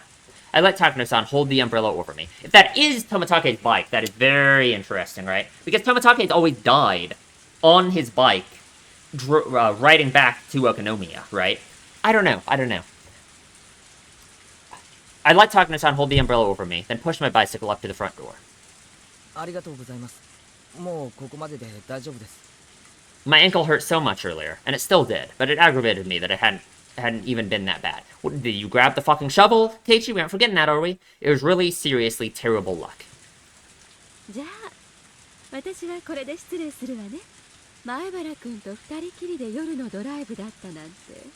Sure, sounds good to me. Thank you. Jiro-san. Oh, she meant Tomatake-san. I suppose she calls him by his first name. His full name must be Jiro Tomatake, then. And then, the other bike, the folding one in the back seat, that I didn't care about at first, suddenly came to mind. Exactly. Hey, excuse me, you're from Minamizawa, right? On the day before yesterday, as I walked near the dam, half asleep, Tomatake-san had talked to me. And the bicycle he'd been riding, it was... Oh, okay, it is that one. Now she's gonna have to kill you. You guys are gonna have to kill each other. Takano-san's eyes, I think they sharpened for a moment. Because I've seen it.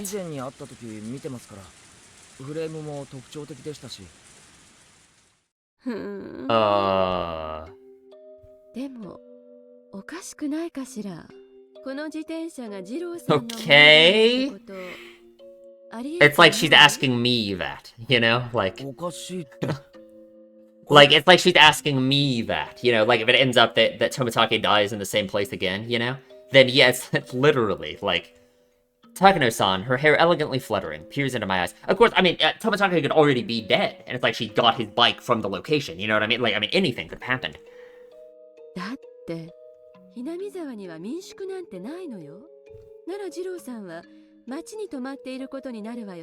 Okay.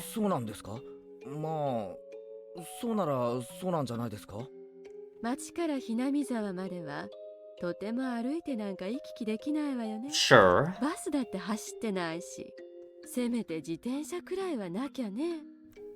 You didn't need to tell me that. That's why Jiro-san was riding a bike.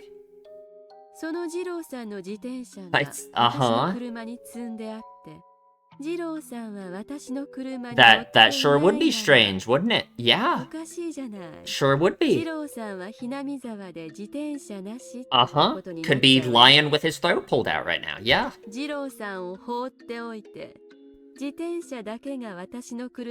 Yeah, sounds about right. As she spoke, Takano-san made eyes like a hawk. Unfortunately, I didn't really understand what was so odd.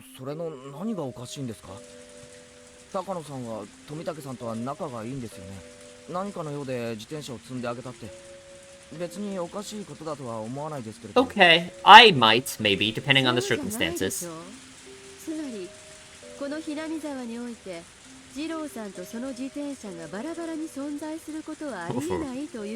Bara, huh? Okay, I guess it can't be his. Alright, thanks Takano for clearing that up. I guess it can't be his bike. Alright. Sure. Takano-san's roundabout way of talking was hard to comprehend, but that eeriness I could feel, that vague dreadfulness, I didn't like it at all. But the most wild, instinctive part of me warned me not to pry. Okay.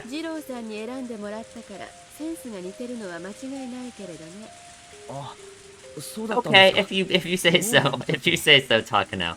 Alright, if you say so. Yeah, I don't know. Okay.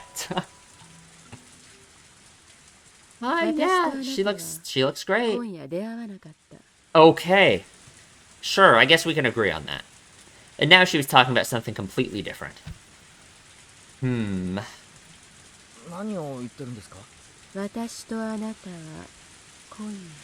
Sure. Sounds good. Sounds good. Sounds good to me. Sounds good to me.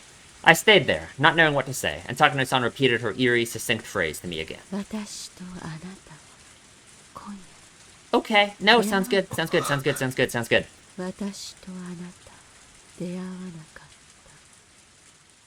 Something cold and unpleasant crawled up my spine. I knew, because I'd killed a person with my own hands before.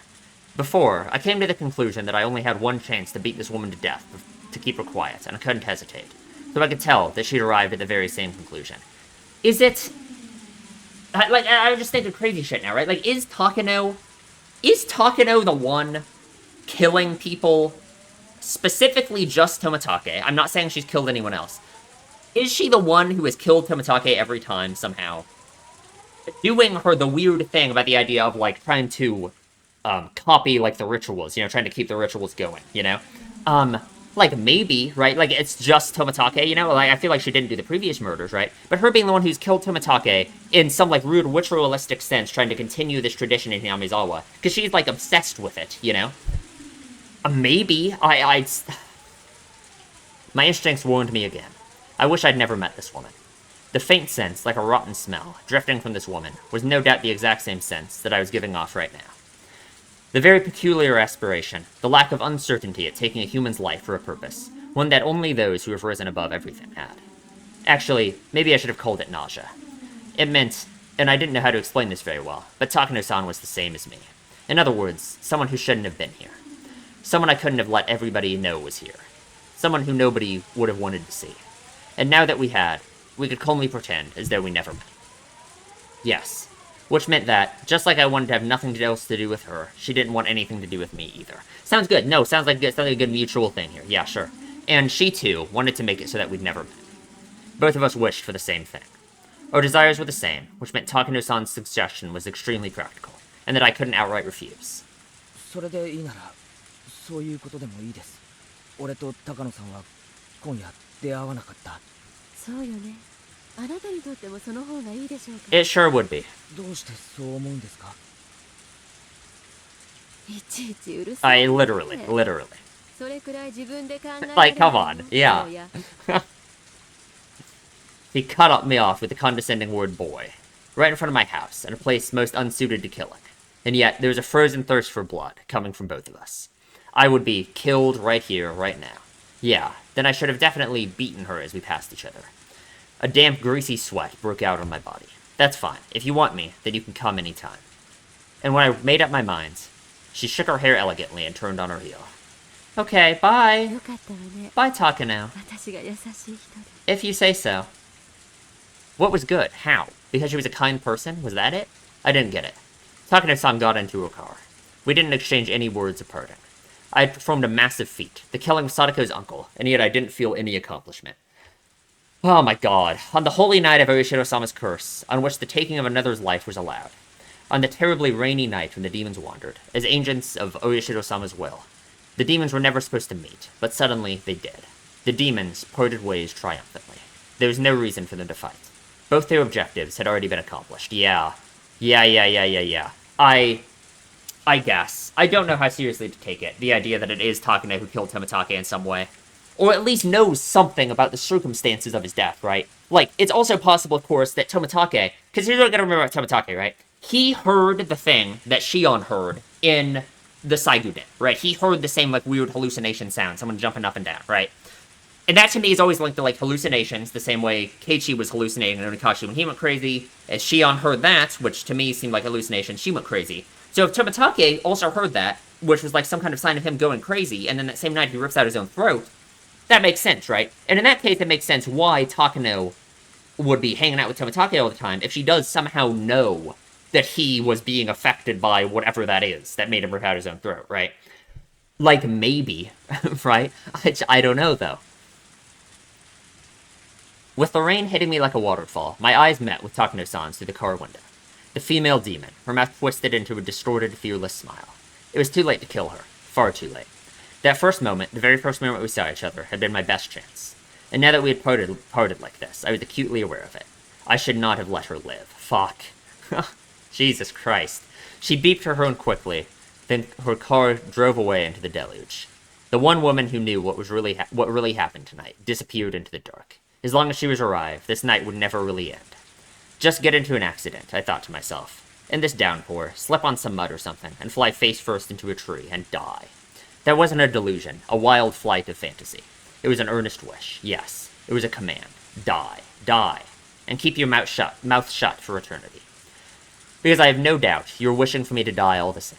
My curse upon her faded emptily as Takano-san's taillights disappeared into the utter darkness. Her car lights were completely out of sight now. Even the sound of the engine faded into the sound of the heavy rain, and was inaudible now. I, too, turned on my heel. To draw the curtain on this insane night. To open my front door and end it all. I began walking towards the front door. I was covered in mud, and I made a squishing sound with every step I took. Squish. Squish. Oh, footsteps. Don't worry, Keiichi Maibara. Squish. It's like this is it, right? This is the end, right? It's like now he's gonna start learning the results, the outcome of what he's done, you know? She'll die. Squish. Squish. Her end will be as miserable as she is. I'll throw her into some flames alive, and let her dance until she's burned to a crisp. Fuck. Or burn her ashes into the fire of hell itself until she's roasted as much as she deserves. Squish. Huh? Just now, I hadn't taken a step. And yet, the footstep. Without emotion, I turned around. If there's a footprint that wasn't my own, then it was obvious someone else was behind me. Was somebody else there? I was sick of this. Whoever it was, I was sick of everything tonight. This time, I would kill them. I'd kill them without a second thought. I wouldn't hesitate to turn around and dig another hole. No one there. But fortunately, there was nobody there. No, it's happening again. Okay, I guess it's just happening again. I just has to be it, right? Like, I guess, right? I don't know. It's like, I wasn't going to have to kill any more people tonight. This night, I couldn't handle any more of it. Even if I heard an extra footstep each time I stopped, I put it down to me just being tired. Fuck. Fuck. God damn it. Okay, we're gonna have to read the tips next time. I didn't have time for this today, but you know what? We did it. That was awful. That was just awful. Fire from Hell, victim of the 5th year. Fuck. God damn it. Maybe I should read them. Wait, let me see.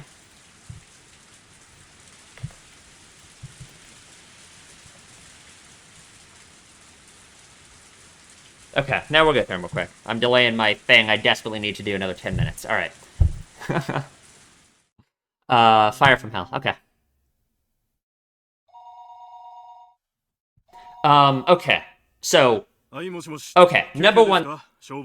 Fuck. Okay. Let me see what this is first.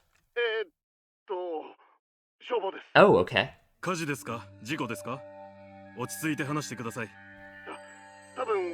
A fire.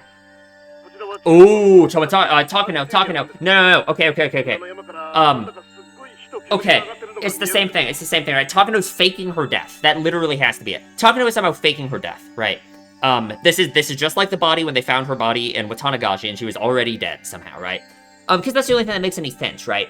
Because when Oishi said, that, like, Mion and Takano were both already dead, Mion having already been dead made complete sense, right? Because, yeah, it was fucking Shion, right? Takano having already been dead didn't make any sense unless you resort to some crazy supernatural shit.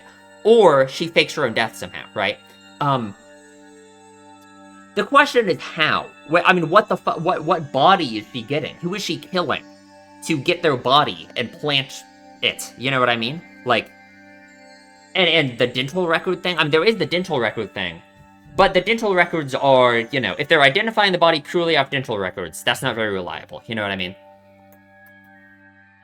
Like, no, dental records are reliable, right? If they're, like, true. You know what I mean? There's no way for the cops to verify that the dental records they're getting are, like, legit. You know what I mean? Like, I'm saying she could have, I don't know, the dentist could be working with her. You know what I mean?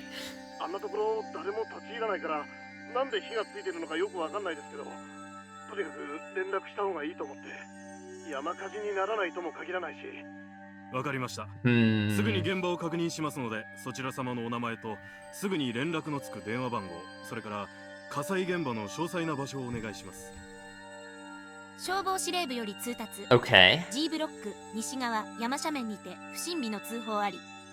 街道から離れていることからカップルの焚き火か不法投棄のゴミに放火したかの可能性があります。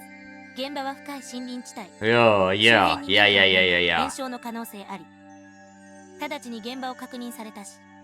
消防署ですか。こちらは G ブロック第3消防分隊です。通報の現場にさっき到着。 Okay. ドラム缶が一つ30 Yeah, it's talking now. Yep. は鎮火しつつ Yep. 燃焼の可能性はなし。で、その Yeah. Yep. I guess it's not Takano, right? It seems like it's Takano, but it's not, right? しきものが灯油か何かで焼かれたという感じで、その警察の人にも連絡した方がいいんじゃないかと思いまして。Oh, God. 間違いねえよ。これ人だよ。But then it's just like, what? Like, what is going on? Like, what? Like, why is she faking her death? Right? Why is she? I mean, is it more of the weird, in some way, carrying out the tradition of Hinamizawa, right? Because she is obsessed with it, right? With this Hinamizawa stuff, the traditions. But why would she be doing that? You know? Okay. The victim of the 5th year, that looks like the fucking spot. Tomitake always dies, right? So I think Tomitake's dead, right? What are they gonna say about his bike? 今年のタタリってことっすか。 Or they were gonna say there was no kill. そういうことになるん No, です it's かね。 Tomitake, it's Tomitake. 毎年いろんな殺し方を見せてくれますが、 Yeah, rip that throat, 今 yeah. 年は特に際立っていますね。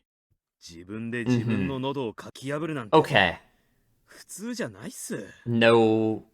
あとは鑑識のじい様に任せましょう。 Okay.